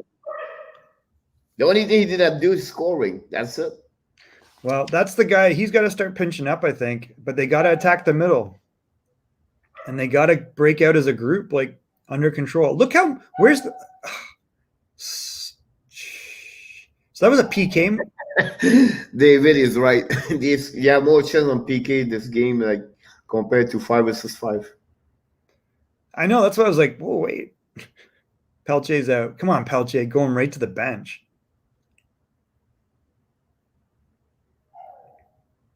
You got to pressure that. Pressure that. You Oh, want- my God. How do you not? There we go. There we go. but check again where he's shooting. Look at where he's shooting. Why? No, the point is like he's still on the edge. He's outside the Yeah, dot Why? Why would you shoot from there? because they don't give any chance right there. USC Wait, control the middle of the ice completely. Create an odd man advantage for yourself. I don't get the decision making, Pierre.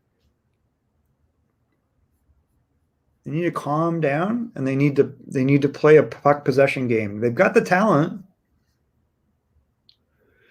Well, that is very crazy. Right now, Canada's on their heels. They've lost the first half of the game pretty bad. Net domination. I have to give this part net domination of the USA team USA, and you know it's what COVID-19 is. All the surprise all year long is just continuous in 2021. It's like, you know what I mean? Well, it's easy to win when you're always ahead. It's easy to win when you're playing your style and nobody's making adjustments. And I think you just saw coaches make adjustments, and USA tipped the balance in their favor. And you know, they're like either the Canadian game plan was wrong, which is dump it in and bound them, boys. Because if that was the game plan, that was the wrong game plan. Check the stats on the TV. And the USA's won the last 3. Is that what it is? Dad, they cannot score. Yeah. Well, they're panicked. Check this. Oof. That was good scramble. Beside the net again. Yeah. But again, all these opportunities are coming from they're trying to get like junk. Let's get a junk goal, boys. You can just hear them. Now, slowly, I can tell you that. Slowly, you can see now. This is what David's saying, the same thing, which is, hey, if you put the puck on net, good things can happen. Yes. Now you can see the changing slowly. The momentum starting to changing. Oof, close. That was Holloway. But again, oof, and then Byfield missed the net there. Gee. it's hard to score, right? They have to buy they cannot buy a goal right now. They have to get, it's going to be a goal like this, a tips or something like that. They cannot score easy goal. It's going to be a working goal, harding goal. But you can see the momentum is changing.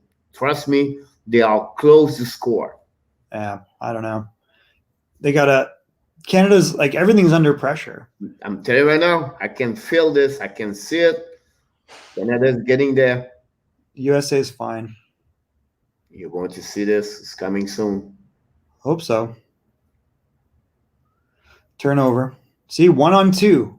Like USA is outnumbering them on the puck everywhere. Tell you right now. It's coming. Jack goal. Yeah, it's coming. US goal. Oh, Nash! What the heck? Check this play. 2-1. What are you doing? Oh my God! How you missed this goal? Byfield? Who is that? Oh, that's number 2. Who's that? Well, they're getting good chances now, so that's good. They've had 4 shots.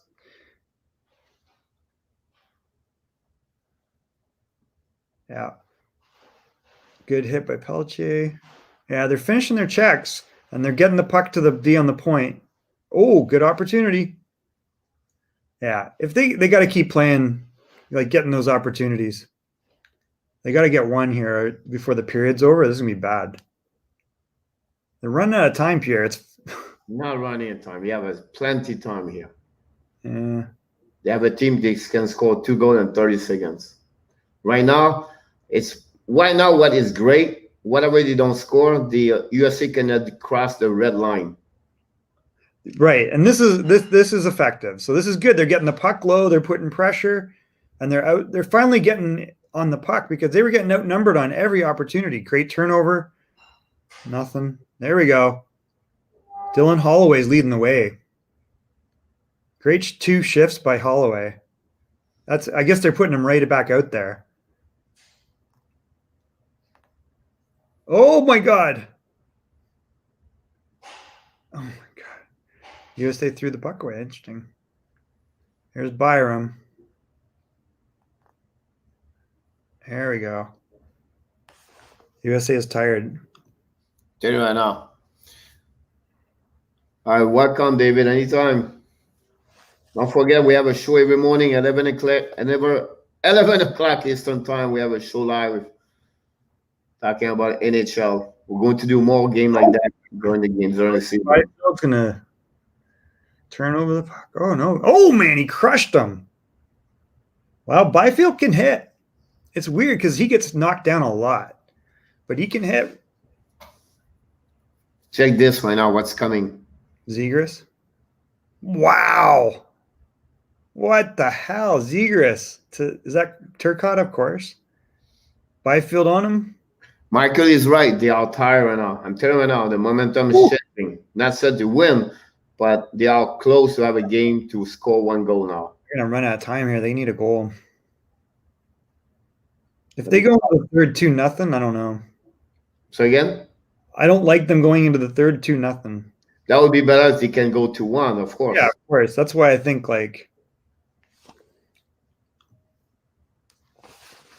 I mean they've had some really good shifts here. Oh, that's dangerous right there. That's the game. Peyton Krebs, turnover. Oh, check what's coming. 2-1. Wow. Yes, David. I said this for the last 7 minutes. It's coming. It's coming. Yeah. Is it me right now? Is it me? Or did you see Trisdale? No. Have you seen Newhook? I've seen no Newhook and I've seen no Drysdale. Maybe David or Michael can mention this.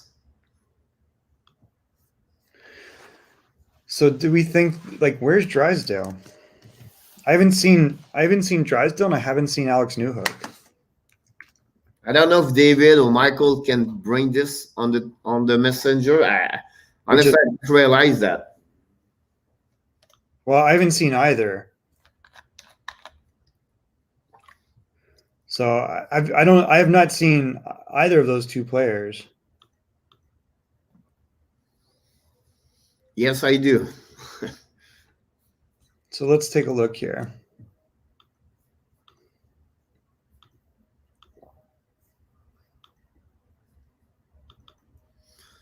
We just welcome everybody. If you're part of this, you can join our conversation. You can talk to us. We are live watching the game USA Canada. It's 2-0 with maybe 3 minutes remaining, 3 minutes and 2 seconds remaining at the game.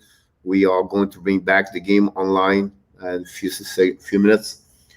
If one of you guys know what's going on with Tristel or Newark, I don't know. Maybe we did not pay attention, but Drysdale's played 53 seconds now. He says he's played 8:52. I haven't seen him at all. I did not pay attention. It's very hard that you see the number. But Why is this not showing? Oh, hold on.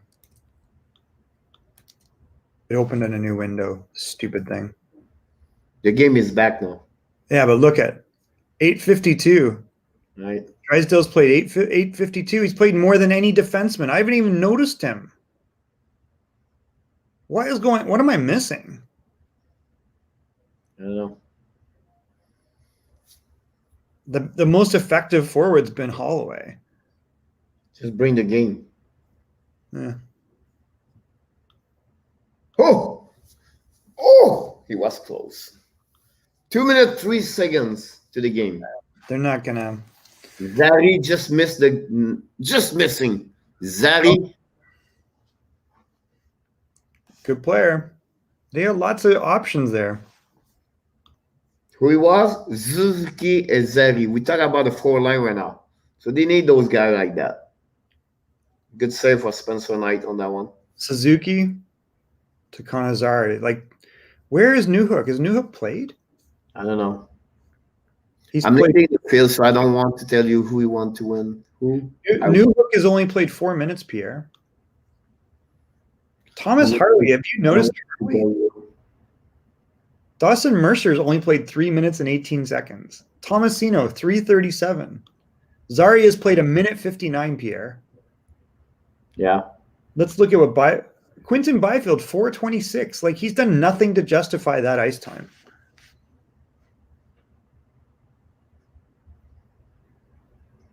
Get some of these other guys involved. Tomasino's your leading scorer, isn't he? No, we have only 4 goals. But Who's got more? Cousins? Cousin have more. Like, Jack Quinn has played 4:51. What has Jack Quinn done all tournament?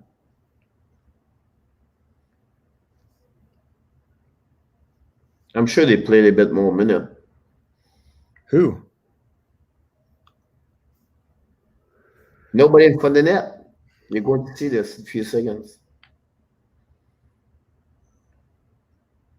Why is there nothing there? One thing USA do well, they always bring one guy high on the defenseman, like Barron, everything like that, so you don't have no space to go there.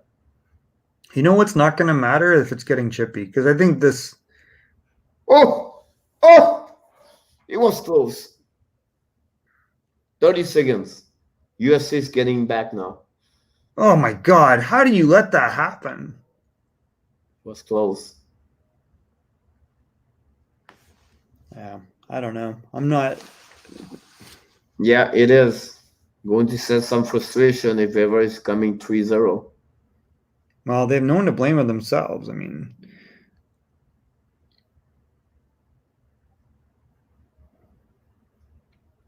So US is getting out of the second period 2-0. That's impressive. listen, Pierre, they're not going to lose this game. I see nothing from Canada that indicates they can come back. I like the second part of the second period. I have to give credit for them. They come back stronger. But No goals. is really great. This looks like a USA win here. We still have a lot of work. You still have 20 minutes to go. One That goal. That was a very fast period. Yeah. USA is going to rest up, and they're going to come out, and they're going to do what they did in the first.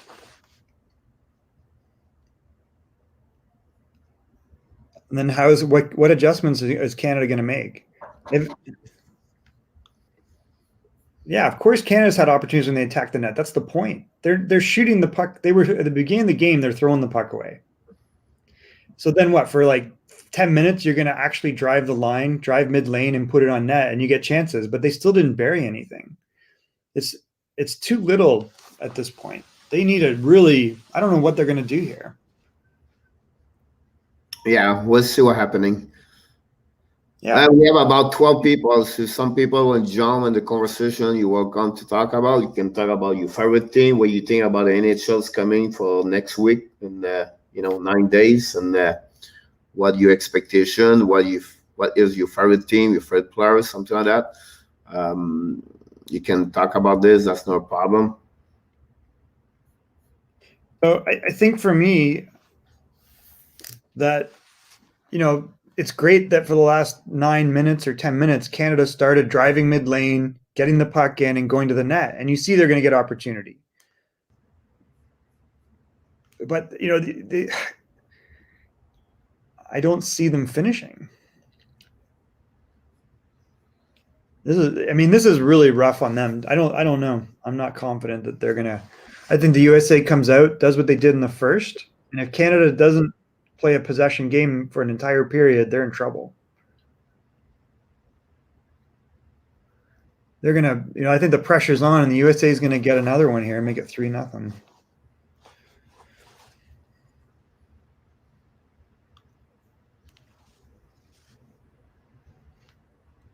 I think the credit to this goes to the US coaches. Of course. The players came out, they were calm. They're like, boys, we're as good as this team. They're underestimating us. That's funny on the screen. I see Jim Devellano on the Stanley Cup in the background. Jimmy D. Yeah, so I think the coaches did a great job. Credit to the US coaches again, because they recognize like, hey boys, keep possession, attack low, and put the puck in small areas and outnumber them on the puck. And that's what's been going on. Wow. See that Byram play. That would have been really helpful. I don't know. Well, it's not done. Canada's got lots of firepower. Wow. That was great too. Did you hear about the new division name in the NHL? So they sold them, right? Yeah. 4-1. It could be like 6-0.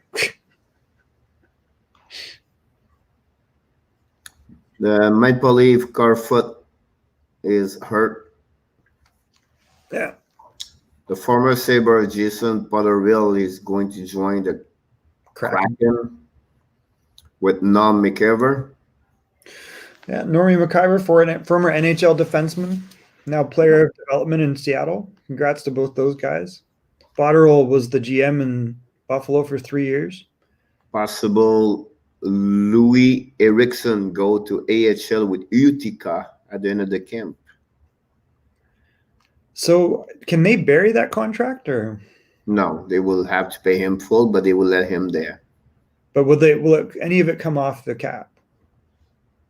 No. Is he? I know he's not a young guy. He's just fallen off the face of the planet. He used to be such a reliable player, but I guess he's old now, right? He's not young. Yeah. Well, he's still good on PK, but but he was like a perennial 24, 25 goal guy, wasn't he? 30 goals.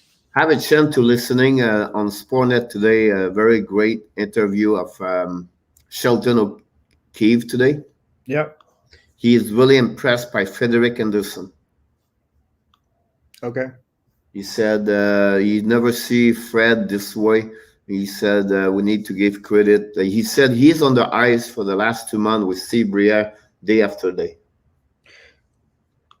He's always he lived around here in the summer. He would train here in the summer. I think he trains pretty hard. And he lived with Austin Matthews in the off season, right? During COVID.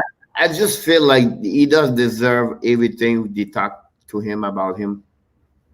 So no, he's a very good goalie. I think everyone's garbage when they're in Toronto, Pierre. Definitely, David is going to say what a score. It's funny because that's why I said to my player every time, what's the score? Go board. What's the score? Everything tell me 0-0. That's the mentality you need to play with mindset. every minute, every shift, you have to go back on the ice. It's like 0-0. I think what USA cannot do at the third period is play underhill and Well, to continue what he did the first two period, at least the first 40 minutes of the game, 30 Yeah. minutes of the game, it's skating. It's skating. Continue what you did the first 30 minutes and don't play your heel. And that will keep them in the game. If they start to go back off, that's what he did against Finland. That's what he gave an opportunity to Finland to come back because now they come back more on the hills and then Finland step up. That's what I think Canada can come back at that game because they have the offensive to do it. But again, it's how they're going to react and how they're going to support the pressure to not panic. I think the panic is a moment of mindset for Canada. So you know what? Hey, we have still 20 minutes here. Don't worry about this. Let's go get the first one. When we go get the first one, we can go to the second one. But it's not panicking right now. They have to be sure the mindset is still, hey, we have the best team here. We look what we did since the beginning. And the flip side, you say, you know what? We have only 20 minutes to play hockey. That's one thing we need. Whatever we did before that, it's not count anymore. It's right now. So each player right now maybe have 4 minutes. Go get your best 4 minutes. You never play for your life right now. That's the mindset I will talk to USA. Get the puck on your stick, control it, get to scoring areas with the puck under control. And if there's pressure, put it behind them and create a race and outnumber them on the puck. Because that's what the USA did. And if Canada does the same thing where they outnumber them on the puck in small areas, they're going to win. They're going to win those battles, and they only need to win 2 of them. They're getting chances. We saw it. So when you watch the replays, I agree. They were getting legit chances, but they're squeezing their stick a little bit. They're not clean, though. The USA's got stick on stick. They're putting pressure on, so Canada's just got to relax, get the first one. And if the flip side is USA, if they go out like they did in the first, this could be over real fast. This could be 3-0. Canada pulls the goalie, goes 4-0. Could be a mess.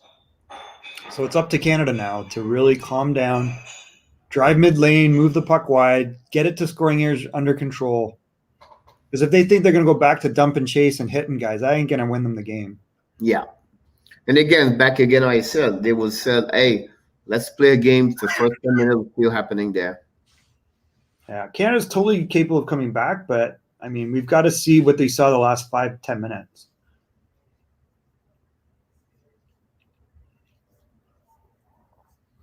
Yeah, it would be very interesting to play the last game. Like we have a lot of new people tonight, Michael. We just invite them to subscribe to your YouTube channel on the Hockey Nation Live Show on the Facebook page.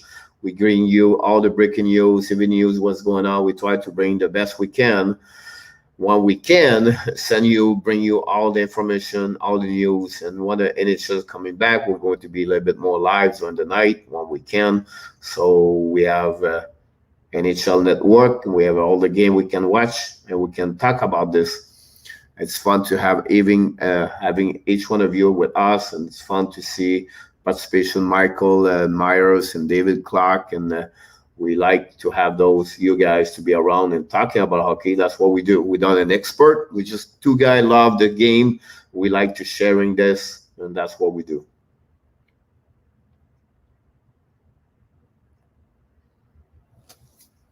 I never wear my Canada app, by the way. But So you're the jinx, or? I know I should take off this now. Maybe with turn everything, or maybe I can turn on my cap so I can let go. Well, I mean, listen, this is in Canada's hands. Yeah, and I think the best player tournament showing up tonight. Yeah.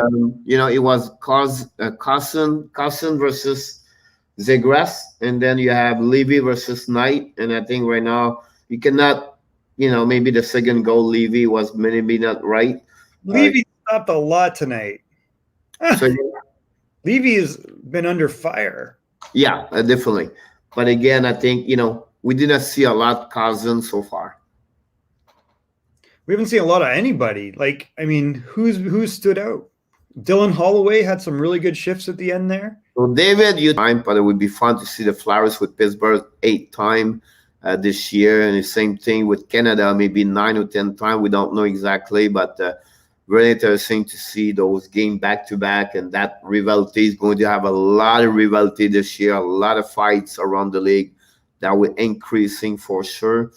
But really interesting. I think I'm excited about that for the upcoming season, and maybe they will do for like the baseball do, Major League Baseball, the weekend traveling and they play there, they stay there, they don't go left and right. That may be another option, and maybe in the future to keep for the next couple of years to keep those division Canada that way for increasing the revenues. That's another subject. They was talking about this on the TSN show today. So that's something could happen also. So you're liking Carter. Picture my friend David and Flowers is bright because of this guy. Because Carter Hart is maybe become the heart of this team. And I think it will be a for 3 years. We drafted him at 14, coming out of Sherwood Park. So someone in the Everett Silvertips organization deserves some credit there, including the goalie coach, who's now, I don't know where, Shane, that's interesting. I don't know where he went, but yeah, we saw him for 3 years, man. He stole a job as a 16-year-old. He was so phenomenal for us for 3 years. And we know what he did with Team Canada too. Yeah. And he's a great kid. I mean, he is a very good person. We loved him. I guess we were maybe 1 or 2 years really to be the him, but you know, the Flowers situation is maybe one defenseman close, and let's see what happening with the GVR, with Konechny, and also Giroux and Voracek and Couturier. How they going to carry on the team, and Kevin Hayes? How they going to play like they did not do play well during the playoff for on the offensive side? So it'll be very interesting how they're going to respond. But again, what you mentioned, I saw this Farabi.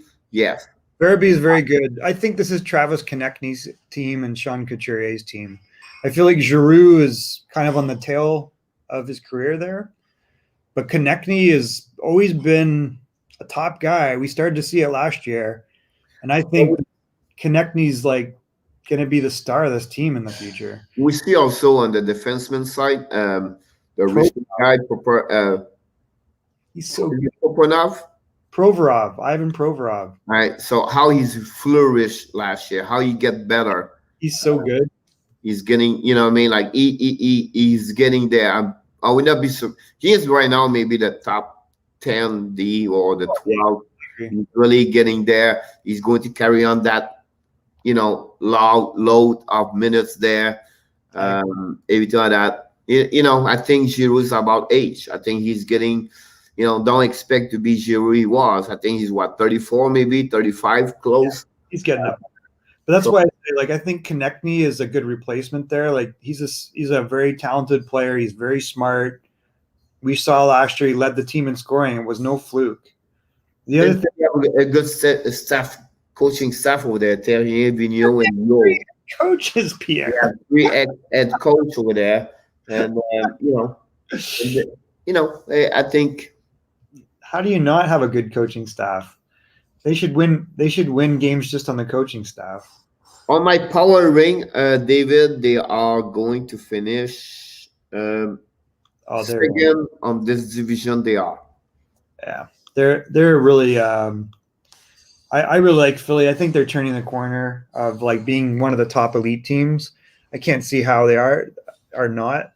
For me, I think Provorov.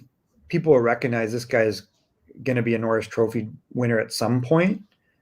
I really like Philippe Myers. I think Philippe Myers is super underrated.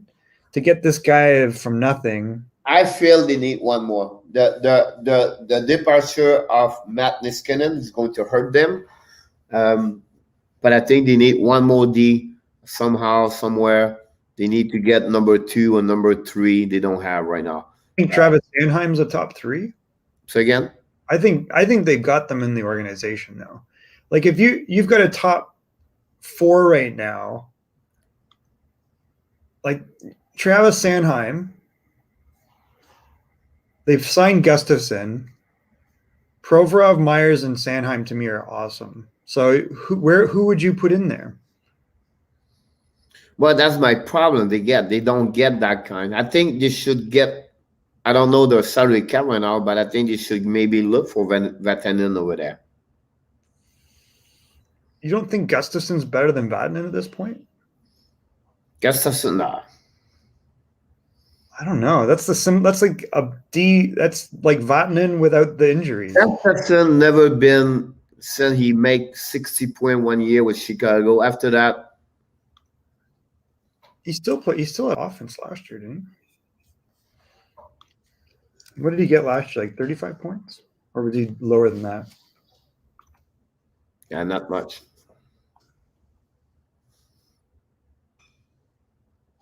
Yeah, he had 29 points in 66 games. Yeah.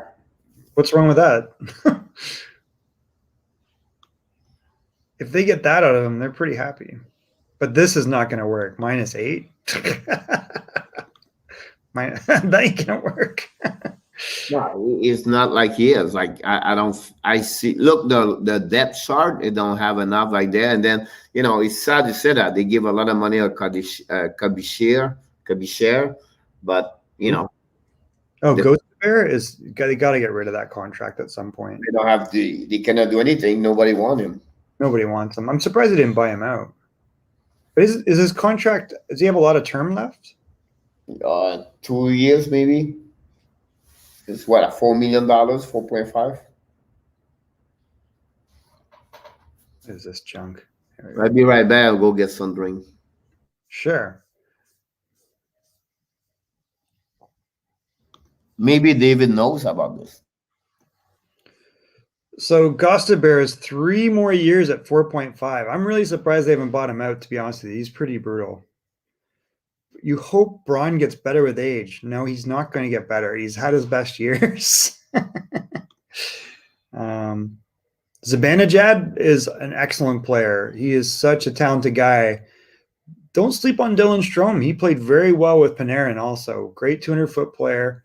Obviously, the future is about integrating Lafreniere and seeing Capo Caco take his game to another level. But Ottawa absolutely got robbed. I can never understand that trade of Derek Brassard for Zibanejad.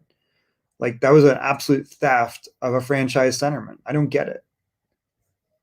Yeah, Ghost is got to go.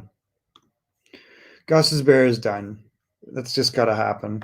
I really like the Philippe Myers contract. I think it's a great value. 3 years, 2.5 for a 6'5", excellent skating defenseman who's got a great shot. I really like Robert Hagg. He's a solid defenseman. He's more like a number 4 or 5 for me.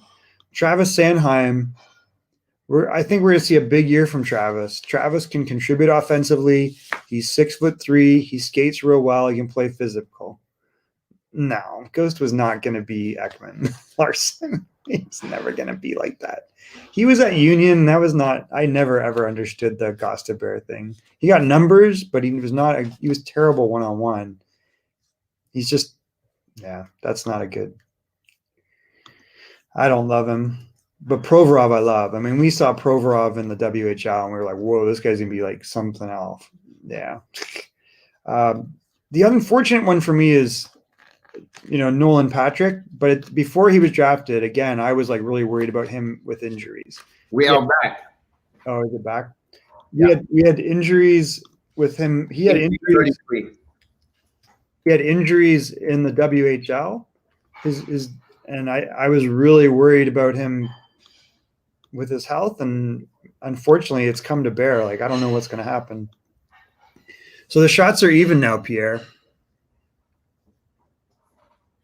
We missed a minute and a half. Yeah. Whoops. 18:05.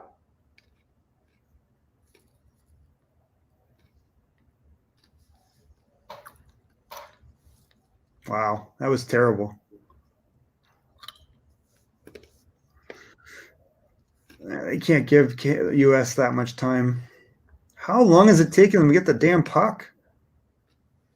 Oh, my God. See, they're back to what they did in the first, Pierre. Put the puck in small areas, Outnumber them on the puck. Trust our skill. This plays into the U.S. Let's see. Let's go, buddy. Dawson? No. Oh, it's Dylan Holloway again. Byfield shot to the belly. That's nothing. Well, I'm not even. Oh, Yeah, Rob's better than that, but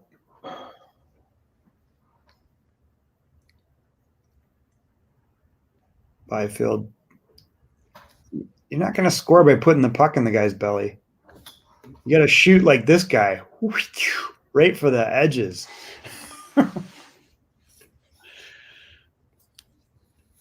I don't get it. That was a like. Oh, okay. They counted it. 20. There we go. Man, US are tying them up. They're creating a lot of havoc. Let's see. Put it on net, boys. Ugh. and the net. I mean, it's So not. when a big hit is about to happen. Yeah, well, let's get a goal. Next goal wins, Pierre. Yeah.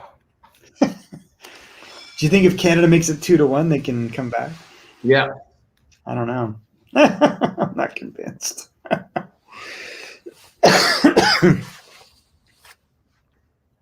You have to score before the 8-minute remaining. Check what you're going to talk about.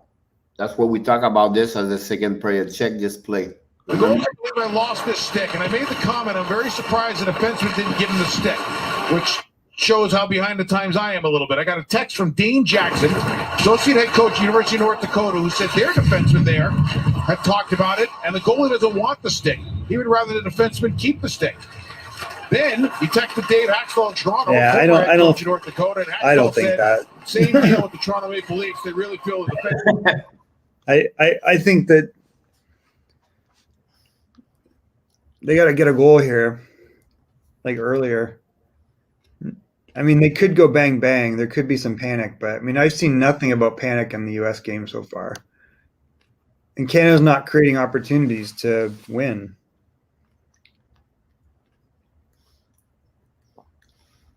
No, see, that junk is not going to work. Throwing the puck away, man. What the hell? Pretty disappointing by Canada, but great job by the U.S. Excellent coaching by the U.S. The players are calm and playing their game, and they're putting the pucks in areas to win little battles. So, whoa! Is this live? I can't tell. Yeah, 16:53. There we go. It's an honor and a privilege to be with you. Where's the support, For the Pierre? Championship here on I see NHL Network. 5 white jerseys and 1.5 red. We're back around by There we go. All right, come on, Mercer once again. Where's Newhook? The guy was so good last game. Did he play? It says he's played.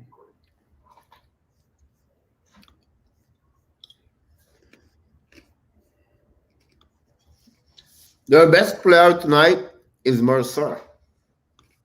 That's not good. And he's only played 4 minutes or something. No. The time he got is not good. 6 minutes and 56 seconds, Pierre. He's had 11 shifts. But who is playing the most? Ryan Suzuki has played 8:39 and 13 shifts. Wow. Dylan Cousins, 13:37, 18 shifts. 19 shifts for Drysdale. I have not even seen Drysdale 1 shift. What's going on? What am I missing? He's on the ice right now, but Well, Braden Schneider should be on the damn ice. He's played 11 minutes. He was pounding guys. Oh, nothing. Nothing. Peyton Krebs has only played 12 minutes. Alex Newhook has played 9:42. I have not seen Alex Newhook on 1 shift. Like, Perfect. Newhook played so well last game. Perfetti struggled on that game. Who? Perfetti? He can't keep up. The guy's a terribly slow skater. It's really kind of shocking. They would have been better with Seth Jarvis. Seth Jarvis is a phenomenal skater, Pierre. You would have seen Seth Jarvis, like he would have been such a big addition to this team. I'm kind of surprised. They should have kept Shane Wright.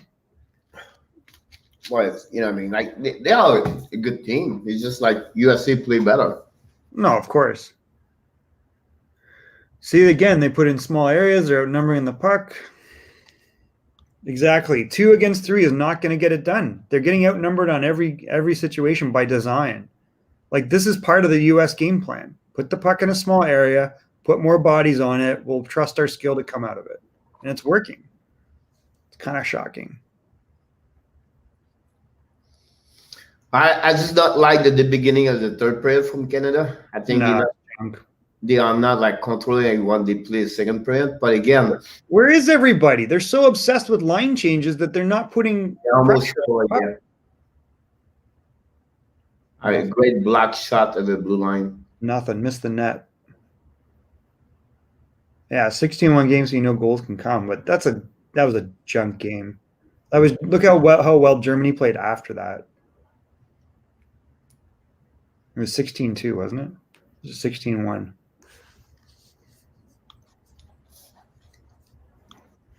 Yeah, well, very disappointing. Good for USA. This plays right into them. We are again wrong.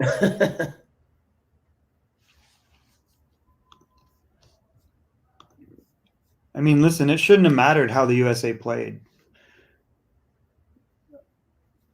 Canada's like just strategically not adjusting to the style, I think. Well, it's not they don't adjust. It's like USA are all over them. That's what Canada did for 6 games. That's what they are doing right now to US. USA does the same thing with Canada. But again, I mean, like they are always together. They always come back. They always back check. They're always skating hard on the players. They don't give any chance. Turnover. Pierre, I'm saying I think it's a US goal, buddy. I don't see anything from Canada. But they are 1 goal away to score, and then everything change. I don't think so.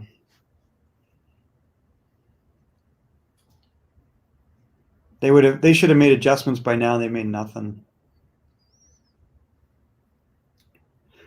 They're relying on what they're just, hey, we're going to play our style, but they're not adjusting to what's been done to them here. Well, it's because USC play an amazing game.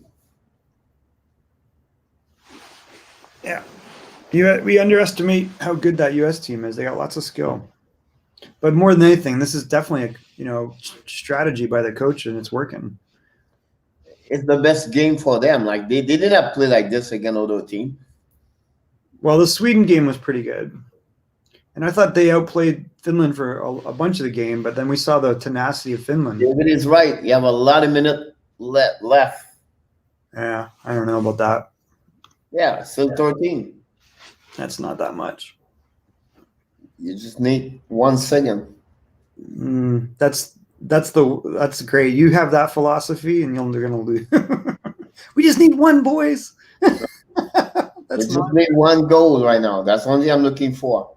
You can't lose 47 minutes and then think you're going to suddenly turn it on and win. Absolutely. U.S. is too good for that. U.S. is laughing all the way to a goal right now. It's complicated. Sometimes they show back again the game. You're like, what's going on? You just lose the face off right there, cousin. I hate that. What the heck, man? Landon Slaggert, the Chicago Blackhawks system, won the draw back for Team USA. 1 forechecker. What are they doing? Ryan Johnson and Henry Thrun, the deep pairing for the Americans. 23 shots, Pierre. Slaggert throwing the body around on Schneider. No opportunity. Push back. Not many. Look, under pressure, in the corner, outnumbering him on the puck. D pinching in. Everything. On top. Played up to the point. Jeez. This is like a very impressive. There's not. Back to get it. See, check the pass right there from the D. Check this pass coming. Check What a terrible. Like, why are they throwing the puck away, Pierre? Because they don't pass very well. They just Well, there's no one to pass to. They're not moving the puck up together. Stealing Cousins, cutting in, shoots wide of the left pad of Spencer Knight. Normally, I don't think you can stretch pass and hope for a bomb, and that's going to matter. I don't know. I think we need an extra God player right now because we don't look good. No, Canada's going to lose this game. Anybody else's turf they used to be rooted against. And they have managed There's nothing coming. to generate their own. USA is going to get the third goal, and I think that'll be it. Tournament. Here's where Turcotte got roughed up a little bit for a bit of a tough fall. It's awkward. Oh, that's not good. And That's he went and bad. Saw Stanley Wong and Dr. Phil Jones. We welcome everybody. It's back out He's Yeah. back. today. He's back. What? 12 minutes to go. Turcotte got hurt and came back. Here's the 2021 Look, pressure on the puck. Pressure on the puck. Pressure on the puck.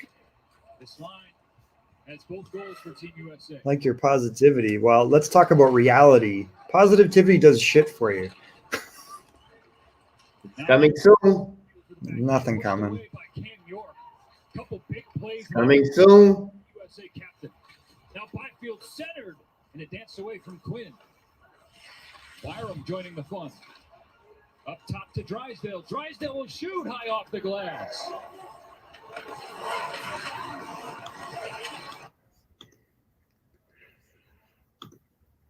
By Kaliev. Great job by Caleb. He attacked the trigger, got a guy on his backhand with no speed, went right at him and stole the puck. Brilliant play. Canada was begging for a call, didn't get it. No, Drysdale. I see him for the first time in the game. Brings it along. Good shift. But no clean chances. Now chipped in. This is Byfield's best shift. They are just missing. Just Well, that's missing is missing. Fires wide. Knight never saw it. Byram wants it again quickly. To the stick. If I cheer for the U.S., then Canada will score. All right. Well, we're not really worried. I mean, this is Canada's responsibility. I mean, this is great coaching by the U.S. and credit to the players. I mean, Now Gooley will shoot. good shift. The last 3 minutes was pretty good. We Yeah. welcome everybody. Right now we have Great, 15, man. Michael. So welcome everybody.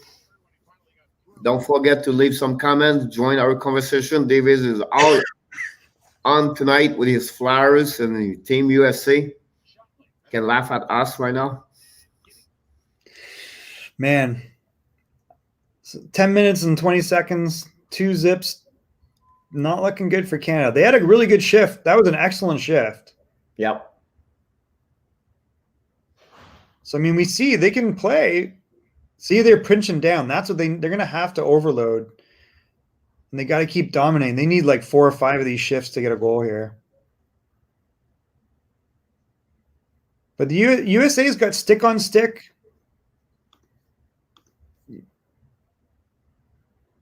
Wow, that was kind of a weird play by Barron there. Tomasino, let's go, buddy. Let's see what happens.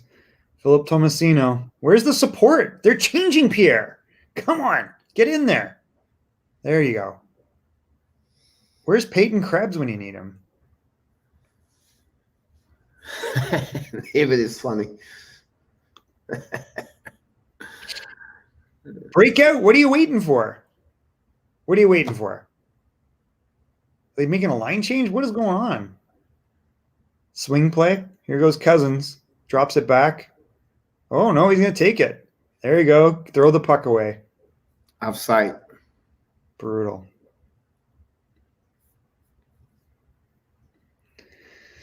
Man, so this is quite the performance by the USA. Not much time left. We got to give credit to the coaches and the players. Tick tock, exactly. You can't just magically turn it on. It doesn't work that way. USA is not to be trifled with. They're here for a reason. We're seeing that skill level. But more than anything, I mean, you can see their game plan is working really well. They're just putting the puck in an area and they're outnumbering them on the puck. Yeah, at the end of the day, it's all USA right now tonight. They played their best game of the tournament. I was wrong. I was not expect this. Thought Canada is going to win like 5-2 tonight. Because I was prior watching all the games in the beginning, but I think Coach Lehman bring this team to the next level. I think Canada, USA play. They play the best team Great and the game for best USA. game of the year at the tournament. Absolutely. We did not see this from them all the beginning. They are everywhere. They are controlling the game. They make Canada look bad right now. That's all about. For sure. I mean, to your point, they've taken away time and space in key areas. The forecheck has been excellent. And the skill of the U.S. in those small areas has really helped them either control the play or get offensive opportunities. Hi, Kimberly. Welcome. I'm right there in North Miami Beach. So welcome in Florida. There's hockey in Florida? Yes, we have. Yes, we are. Love it. We maybe not have a lot of fans, but we still have hockey in Florida. Like, why is there one forechecker on the puck, Pierre? I don't get it. 1-2-2. You know, I think at that moment, like 8 minutes 57, that's the moment right now they have to thinking about something because It's too getting, late. it's not too late. It's not too late, but it's too late. at some point it would be interesting to see what you can see right now. USA have 5 guys low in the corner. They play a swamp, I call this like a swamp. Yeah, they absolutely Stars in the corner, and Canada have a difficult time moving the puck. Absolutely, but this is the story all night.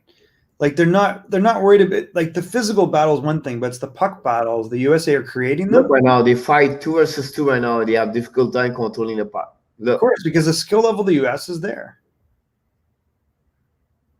Yeah, this is nuts. Oh!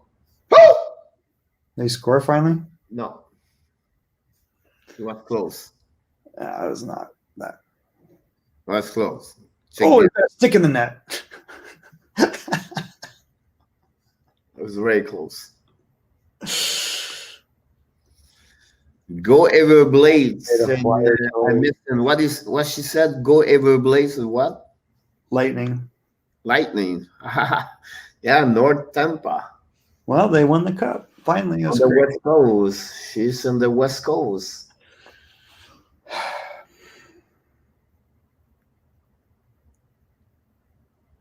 The Flowers Killer. Yes, you're right, David. Oh my God. Look, a break in together. What the heck? Check this one. Check this one. Oh, in miss. Nothing. Well, nothing. It's very close. That's still nothing. Yeah, but they push. You have to give credit. They push. What? They push. Yeah. What they did there finally, Pierre, maybe the first time I've seen. They collapse together in front of the net. They have 3 people around the net. Well, but they broke in together. They had 5 guys breaking in instead of 1 guy over here and 1 guy over here. Like, overload one side and get to the net together. That's how you got to do it. Well, they bring the D low also. That's another thing they adjust right now. They bring the D. They almost like 4 at the low at the bottom. You're going to see this right now. This is they're going to pull the goalie and it's going to be 3-0. They have a lot of time. 6 minutes. You're so full of it. That's nonsense. They've lost this game, I think. I mean, the one thing about it is the U.S. has got stick on stick everywhere. Like, there's nothing that's uncontested. Sticks are in the lane. Sticks are on puck. They're outnumbering them on the puck. Look at this. Cool. Oh! Wow. Check the plays going happening. Like, that's why they don't have no cohesion. They check the pass. No, it's a blank pass. He did not pay attention. Pass. It's like they're just panicked. It's not panic. They just don't pay attention what's going on. That's maybe panic. Like, be patient with the puck and get it to a scoring area. Oh! Body check the goalie ain't gonna work, Krebs. Newhook. Oh, look, I've seen Newhook. Finally. Where's he been all night? That guy played a great game last game. Boys, welcome. We have 20 people. I think that's a record, Pierre. Yeah, welcome back, everybody. if you comment, we can see your comments on here and we can reply and post them up. Let us know what you think the USA performance has been like. For me, it's been pretty impressive. I think it's a great job by the coaches and players. Canada has not really responded. Yeah, I think Spencer Knight's definitely not let them down. I mean, he's played fine. I don't see him challenged that much. But definitely Canada's been putting a little bit more pressure on, but this is like 2 periods too late for me. You're right. I think Spencer Knight play a very good, solid game tonight. Maybe that's maybe his best game of the tournament so far, like the USA team, honestly. Hey, it's a championship game, right, Pierre? Yep. Can we go full screen? I don't think so. Yeah. Yes, you could go full screen. Like you can reduce us smaller. No. You cannot? No. Can you put your can you put this website like bigger? We only do this and we're gone. And it still looks like that. Really? Yes. I cannot mind. On what? StreamYard? No, he can. Oh, wow.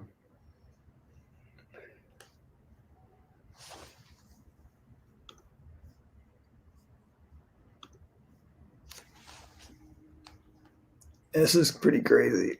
Let's see. Breaking out up the boards. Where's the support? It's 1-on-2, Pierre. 5 minutes to go. Yeah, this is over.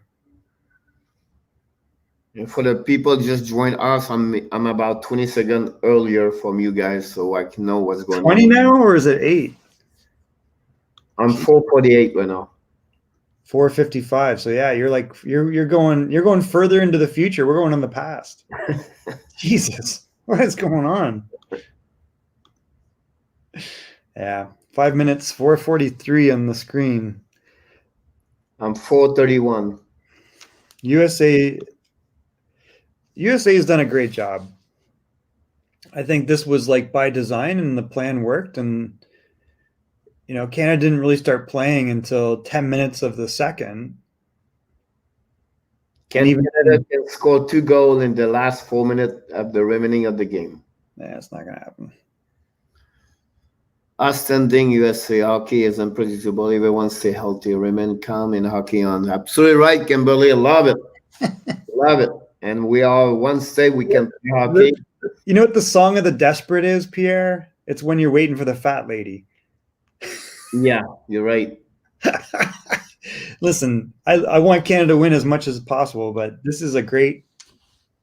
This has been a great tournament, and the way they finished the tournament is pretty amazing. It's, what I mean? Like, it's a great game. Like, we want our team win sometime, but at the end of the day, you have to give credit. Yeah, you give all the credit, because I think we said this, I brought this up before. No rebound. Brought this up before. Like, Canada's never has led every game. It's been kind of easy road. They only played a couple tough games. And now the USA is like, let's get the first goal. And they've Very been nice to see that logo right now. The Broncos. Yeah.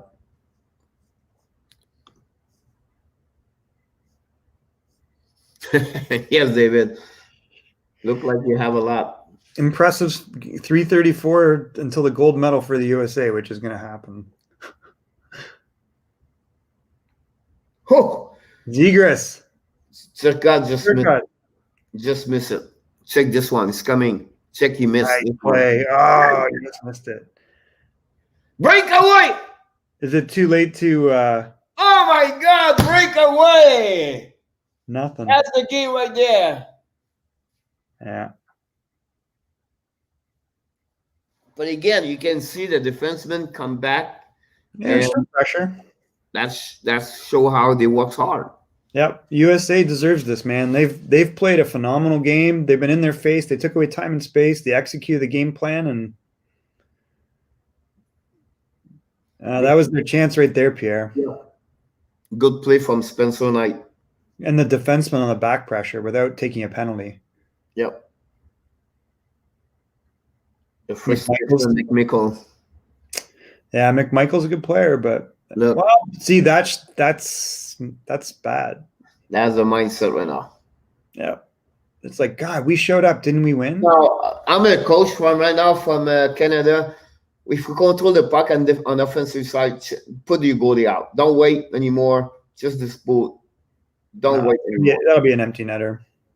It's okay, but you have to give a chance right now. You cannot stay like this for 1 minute at the end of the game. He controlled the puck right now. It's 2:32. Bring this goalie out. Why are we seeing Byfield so much? Because he's big. But he doesn't play big.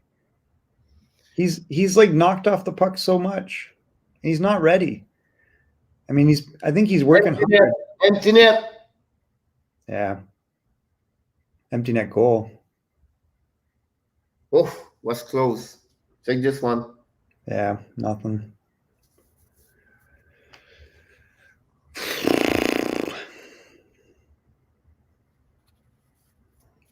They might get a meaningless goal here, Pierre, but I think it's going to be a shutout.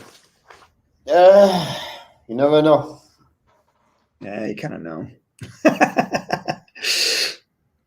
Well, masterful. I mean, if you're cheering for the USA, this is like exciting. This is like with a coach doing that, I'm worried. Pierre, this should never have got to this point. Yeah. It You know, the turnover, I'll be honest with you, is the second goal at the beginning of the second period. That's the turnover, because if it was 1-0, I don't know why they put Levy back over there. I don't get it. They should bring him at the blue line. I understand they will lose the win, the Do face. we have to stay at the hash? Check the play right there. That's terrible. No, there's nothing. No, check the play at the blue line. It's coming. Check this one. Oh, Byram. That's I'm telling you right now. That's what it's been like this all night. Yeah, I agree with you. The USA, I kind of had this feeling coming in, like Canada should have won this, but On paper, like all tournament, they've been this way. They should absolutely. This is totally on Canada. I mean, but we said this morning at the daily show at 11 o'clock Eastern time, the only team is going to beat the Canada is themselves and the way they play tonight. But again, we have to give credit to them. Look, great job for the US. Look the shot of Perfetti right now. Look the shot. Look what he's doing. You teach your kid never hit the board. Hit the bring the shots on net, Pierre. 33-21 for Canada. How many shots they have USC? 21. They haven't had a shot. In the third period. Like 2. Yeah, I think so. 1. But I mean, we said this before. Like Canada's never had a good third period in this tournament. They've been up 4-0 and then they don't score in the third. So I think USA is like, listen, let's get the first couple goals, shut them down. They're not going to score in the third, and they're showing it again. Great performance by the USA to win gold. The 1980. That's not that important, but go back exactly. Who said this morning USA is going to win? Not me, and I was wrong again. Yeah, I totally thought that Canada should have won this. I mean, I still think they should have, but this is amazing win for the United States. Pretty disappointing for Canada. There's going to be commissions in Canada, Pierre. They're going to have committees. There's going to be meetings. Wow, that's it. They're going to redo the entire Canadian development plan to match the U.S. plan. Jeez. Wow, that's an impressive win there, USA. wow. Who would have predicted this? Congratulations to the United States. And you know what was more impressive? I think what David said is a shootout. It's like you neutralize maybe the best team offensive in Canada for the last 20 years, and you're shooting them out with 0. Impressive. It's amazing. That is incredible. It really is. That's amazing. That's the player of the tournament right there. Yep. Spencer Knight will probably get the player of the game. I don't know. Was he that tested? Maybe we look back and we'll see he was tested. And I think the shots look ridiculous. I don't see 33 shots. When did that happen? I don't know. But again, it's like how many Quality. shots. I mean,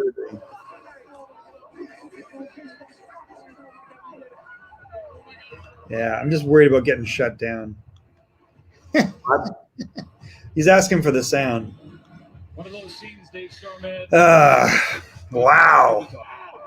you're welcome, John. Appreciate a lot of everybody to join us tonight. It was a great night to do this.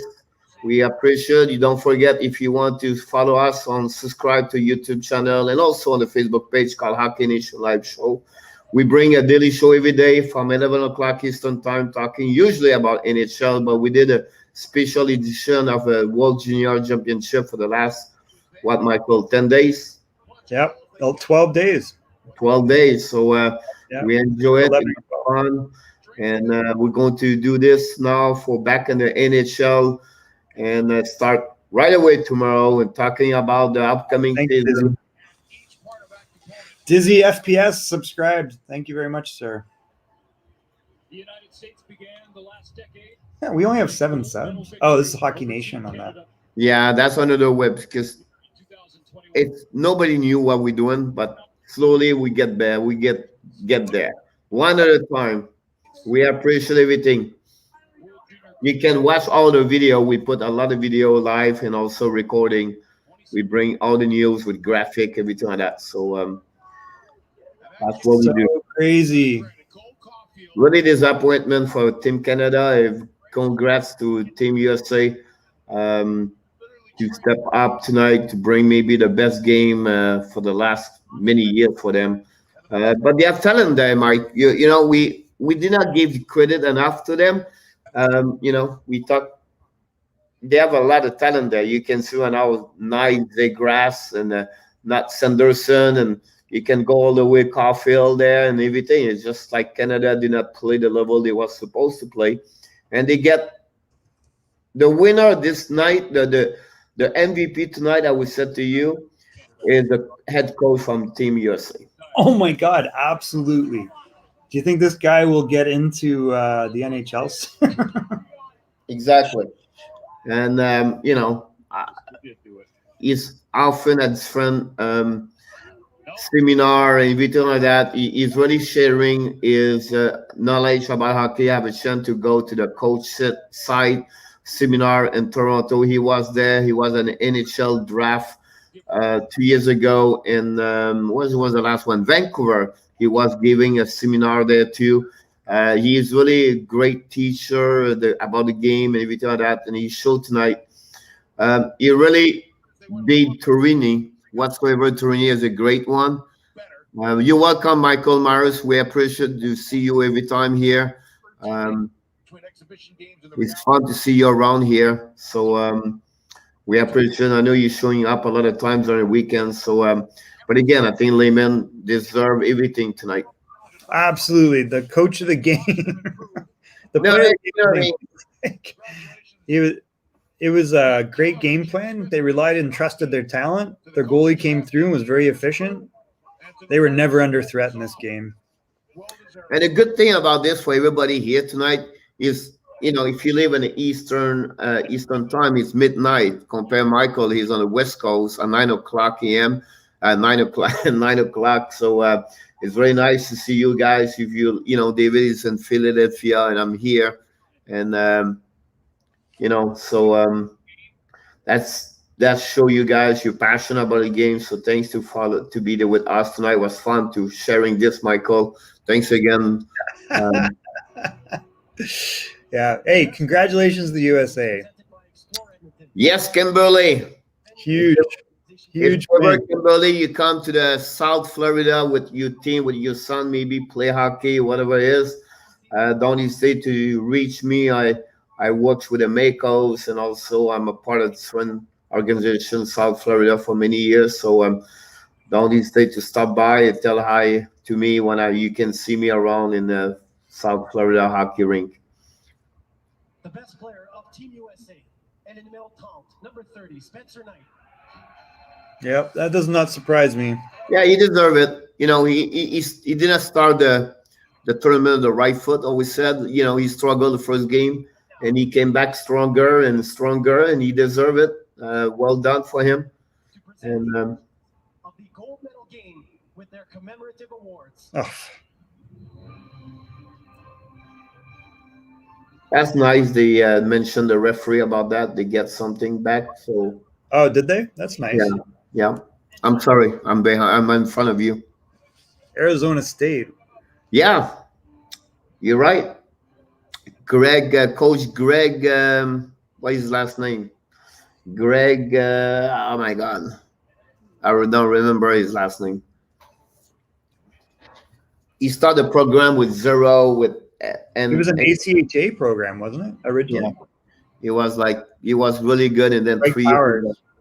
What? Greg Powers. Oh yeah, amazing. It's another one. Go a lot of seminar at the different clinic, and a really great guy to talk about hockey. He's really helping, and he tried to help other people. And that organization he has, like 2 years ago, he almost made the final. I know. They were like the first year. The second year, the first year they struggled, but then after that he came back. And the last couple of years, they have always been a good organization there. That he's really great. He's amazing. Yeah, if ever you want to know the story how they start this program, it's amazing. Like it's so funny how they did that. Because remember, they was not in Division 1. They was playing on the ACHA. I think Division 1 maybe on the ACHA. They were. Oh, yeah, they were a club team. They was doing very well. They was winning, make the finals, everything like that. Number 6, individual assist, Jamie Drysdale. To go from ACHA to Div 1. So, I really thought by now, Pierre, that they would have had Number 21, teams in the West. Keaton Cooley. Because, they're between, even if you have, call it Div 1 or Div 2, who cares? I think it's overdue. Like, you've got Alaska. You should have, teams at UCLA and USC. You should have a team at Washington, at least one.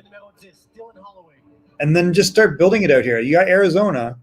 You've got enough teams that you can put it together and travel. And it's not that crazy. I don't understand why it's not out here. It just cost $30 million to start it. That's it? General Manager. So I think what? It's a lovely touch star. I actually hope this. So the story about the Arizona They State, got all the money in the world. maybe they didn't know that, but Keeping things safe. one guy went to the state at that school. Oh, yeah, right. He gave the arena. He loved the hockey, and then he met Greg, and he asked Greg. He said, "What it takes to make your program to play Division 1?" And he said, "Well, we just need $30 million." He said, "All right, no big deal." And then he came the next day with another guy. Both of them put $15 million, and that's how they start.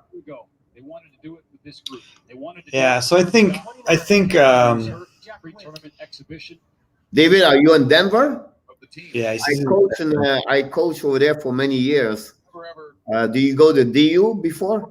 maintained the captaincy. It was only because of It's a IIH. great stadium over there. Get a nice ring over there. so in Anaheim, they have the Great Park, and that's where they did the NHL summer camp last year. So you had like the rookie camp with Anaheim, San Jose, Los Angeles Kings. The Great Park Arena would totally host a USC team, would be a great spot for it. UCLA. So they've got the facility. It's a great building. I mean, I don't see why they wouldn't do that. Washington has a great arena. So, I mean, I think someone's got to push that because it wouldn't take them building an arena in those That's one of markets. the parts I Well, it'd be great now with Seattle on the West Coast to bring that hockey over there. That would be good. Right, absolutely. It'll only grow the game. There's enough players to fill these teams. That's Like, awesome, baby. It's amazing what the support staff does. He's crying, man. He's not happy. Open camp again in the middle of November, Oh, Byron. and it Well, was it's really disappointment. If you are like Team Canada right now, this is really disappointment. That's Oh yeah, there's gonna be federal commissions to study this, Pierre. They're gonna. Testament to all the players. Yes. For all You know, that. in that country, Just kidding. when you lose in Canada, it's like 10 times bigger to anything else. It's like, you know Oh, what I mean? COVID free once they got It's the news, weather, sports. 17 and 18. It's everything. It's on radio, TV, everything. And Yeah, you're going to see this on TSN and everything like that. And they're going to talk about Andre Tourigny, and they were going to talk about how they 5 straight. did not play well. You're going to have a lot of talk. A little bit like Toronto when they got out every year in the first round. Hopefully nobody's from Toronto here, but Well, this is a mess. I mean, but you know, it's one game, right? it's a disappointment, right? And Sure. on the Totally. flip side, you have to go from the red to the white. They give all credit for the right one, for the white one. Bigger to see Absolutely. This is the U.S.'s victory. National Hockey Absolutely. Look forward, David, to see you again. You're welcome to join us, reach us. You have any question, you can join us anytime too. We invite people to join live, and we're going to do more live like that. When maybe when the Philadelphia Flyers going to be play game, we're going to talk about them. Definitely will. I really like the Flyers. Obviously, I'm a Carter Hart fan. You know, he was our goalie for 4 years in Everett. And he's a great kid, and man, I Number 29 in the middle. played great for Canada, and he's going to do the number. He's going to win a cup in Philadelphia at some point. Number 30, le numéro 30. You know, he's the future of the 15 years. He's legit. I mean, there's no. It's like getting Carey Price at 20. Anytime, my friend, you're welcome. We really like you. Hey, Dusty, there's Dustin. That's our goalie. Yeah, I really like your interaction with us tonight, David, and we love to talk about the game. We love to. It's just sharing. We're not here to make any money. We're not here. We're just here to helping and to have fun and talk about the game. So, you know, that's maybe our first experience more live like this. Yeah, it's a good idea. Full game, but I think it was a great one to do that. And the reason we are doing this together, it's more fun to have people talking like that. Absolutely, we love when people ask questions. We had some really exciting moments the last few days where it was really about the contribution of people watching and commenting and bringing information through. So I think the more the merrier. We'd love to see more people join us and 20 years old today, wearing the talk about prospects, talk about the NHL, talk about junior hockey. I don't Yep. know. I'm not an expert on NCAA. I don't know about you, Pierre, but that's not. Maybe we can get someone that is happy to talk about that. But I think those are the things that we talk about. hadn't played a hockey Well, I game. think we are great on junior on the CC. Exactly. And I'm great on junior and Canada and USA about USHL, but also all the NC, NHL and NCDC and USPHL and all kind of tier 1, 2, and 3 USA. So both together we can cover all North America. About junior, or people want to go to college, want to play AAA program, we can talk Oh, about there's it. Brendan Brisson. Pat, I'll have to text Pat. We did not hear. Did he play tonight? I don't know. I didn't see him. He was kind of quiet after he scored those 2 goals earlier in the tournament, right? Yep. Number 24. Let's look here. Battle may hang for a while at local 430. He played 5 minutes and 11 shifts. Restaurant his parents. Oh, wow. Got a couple goals early in the tournament. 26 le numéro 26. It's funny, 7 minutes and 13 shifts for Brendan. John Farinacci And number played 28 with his uncle on the staff. Matthew Boley at 20 minutes. Cam York, 20, of course. 21 for Sanderson. 21 minutes and 30 shifts for Jake Sanderson. Nate Lehman. Did you see the comment of Kimberly? Dean of Providence College. Yeah, well, we missed Don Cherry too. Boston University. I missed his clothes. What am I hearing? Good for you, At Case. Harvard. You're listening is the background of the TV. Ray out did a wonderful job as a Can you What? turn off this? Today. No, there's something else going. Ideas come to all of us. I don't know what the hell is that. I don't know what that was. Maybe you're on another website and then the ads. The Feaster. Yeah, we missed Don Cherry. You still have his podcast. I don't know if you still have it, but Soignant du sport. Jason Hodges. Jason Hodges been around for a long time. What a wonderful guy, Scooter. Athletic Hodges trainers. and Stan Soignant du Wong. sport. Stan Wong. The athletic trainers Mark Boxer, the director of hockey ops. Team position. Médecin de l'équipe. Stanley Wong has been around forever. Like I said, when I was with the Baltimore Skipjacks in the early 90s, Hockey he was in operations. Washington. What a great guy. He has been around forever. This is the only thing he does in hockey. He's a good- Kimberly, I'm pretty sure you are a fan for the Tampa Bay Bolts Lightning. I'm pretty sure that's your team. Cam York. Also shouts that Aaron Westwood, Lee Fisher, Absolutely, well deserved. communication side, Yeah, USA Hockey's doing and awesome. all the support I staff. agree with you, David. Even It's though another great step, and I think the last 10 years, 20 years, this USA Hockey developed so much better and better and better, and on many ways, you know what I mean? Like this is a great for USA Hockey as a country to bring more players, and every time you win the goal, every time you win something like that, more players sign up to play hockey. Jeremy Roenick is cancel cultured. I don't know if Mike Milbury is still there. I think he's not. I think he got fired at the end of the year. Yeah, he got fired for stuff too, didn't he? Yeah. They're gonna, anyways, whatever. There's a great opportunity, Pierre, to have an alternative hockey network of all these guys. They're not allowed on TV, but who watches TV? Yeah. Yeah. You were lucky last year, Kimberly, with your Tampa Bay Bolts. But next year, I'm not sure. I have a very surprise pick on my power rating division. I did this today, and I'm going to bring this to you guys the next couple of days, maybe next 2 days. I'm going to do a special video recording about my power rigging, about each division. And yeah. Is it possible that anyone other than the Colorado Avalanche win the Stanley Cup?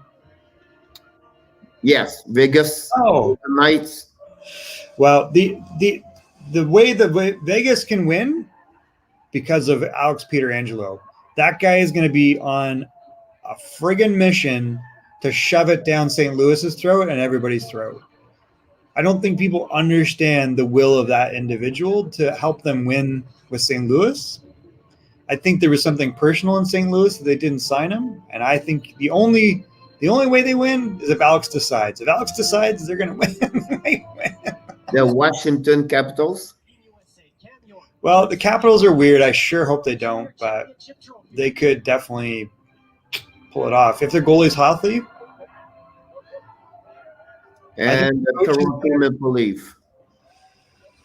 Oh my God, what are you talking about? So the Leafs are interesting.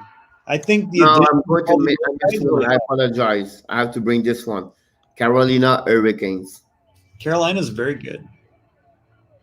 I don't know. It's gonna be interesting. There's a lot of good teams.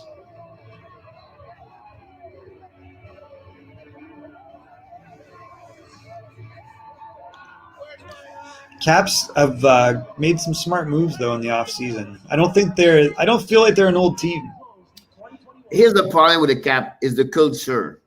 That's the problem, but they're working hard to change that. No, they bring Peter Laviolette this summer. They brought Zdeno Chara. That's going I to change. think that Chara can be turned around to said to all the rest of the team, yeah, no party anymore. We're not here for party. We're here to get there. So that may be helping Washington, and their division is a really strong one. But when you go deeper, Washington, Philadelphia, New York Islanders, you still have not much there. I think Washington will be a story of Chara. If they succeed, it'll because he's got those guys under control and got their attention.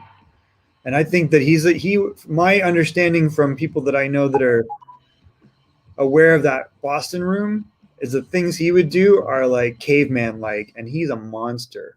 Like, he's not afraid to show you how hard he works, and that he'll rip your arms off if you don't do the right thing.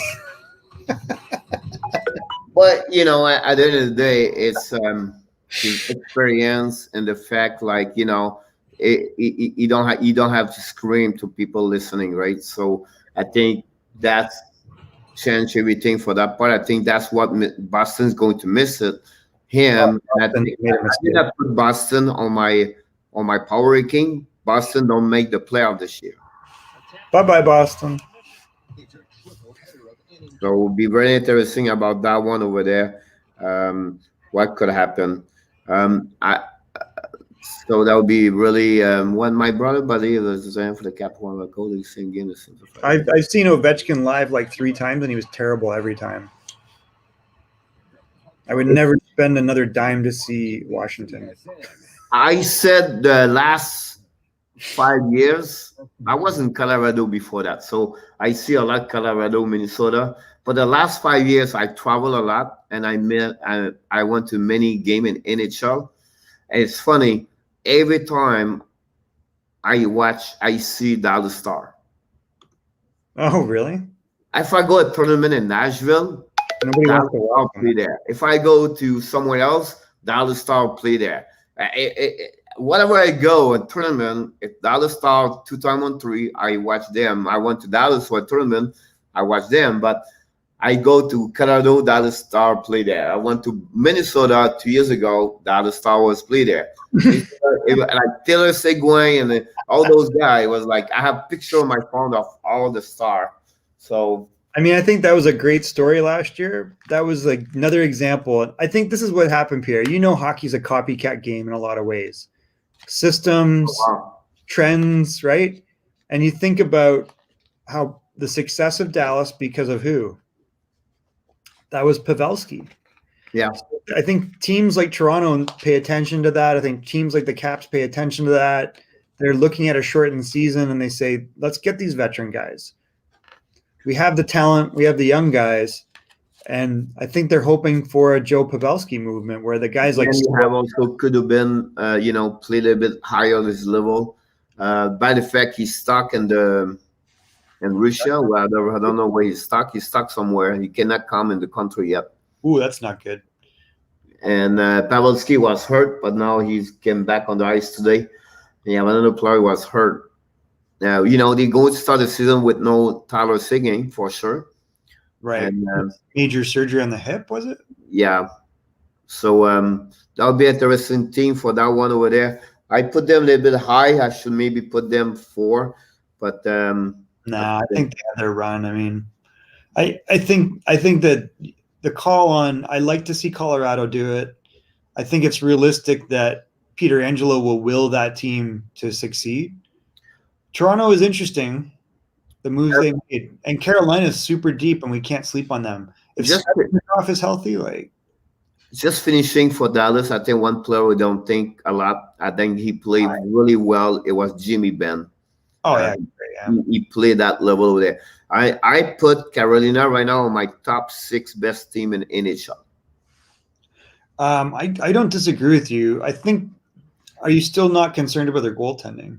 Yeah, but again, look that division: Chicago, Columbus, Dallas, Detroit, Florida, Nashville, and Tampa Bay.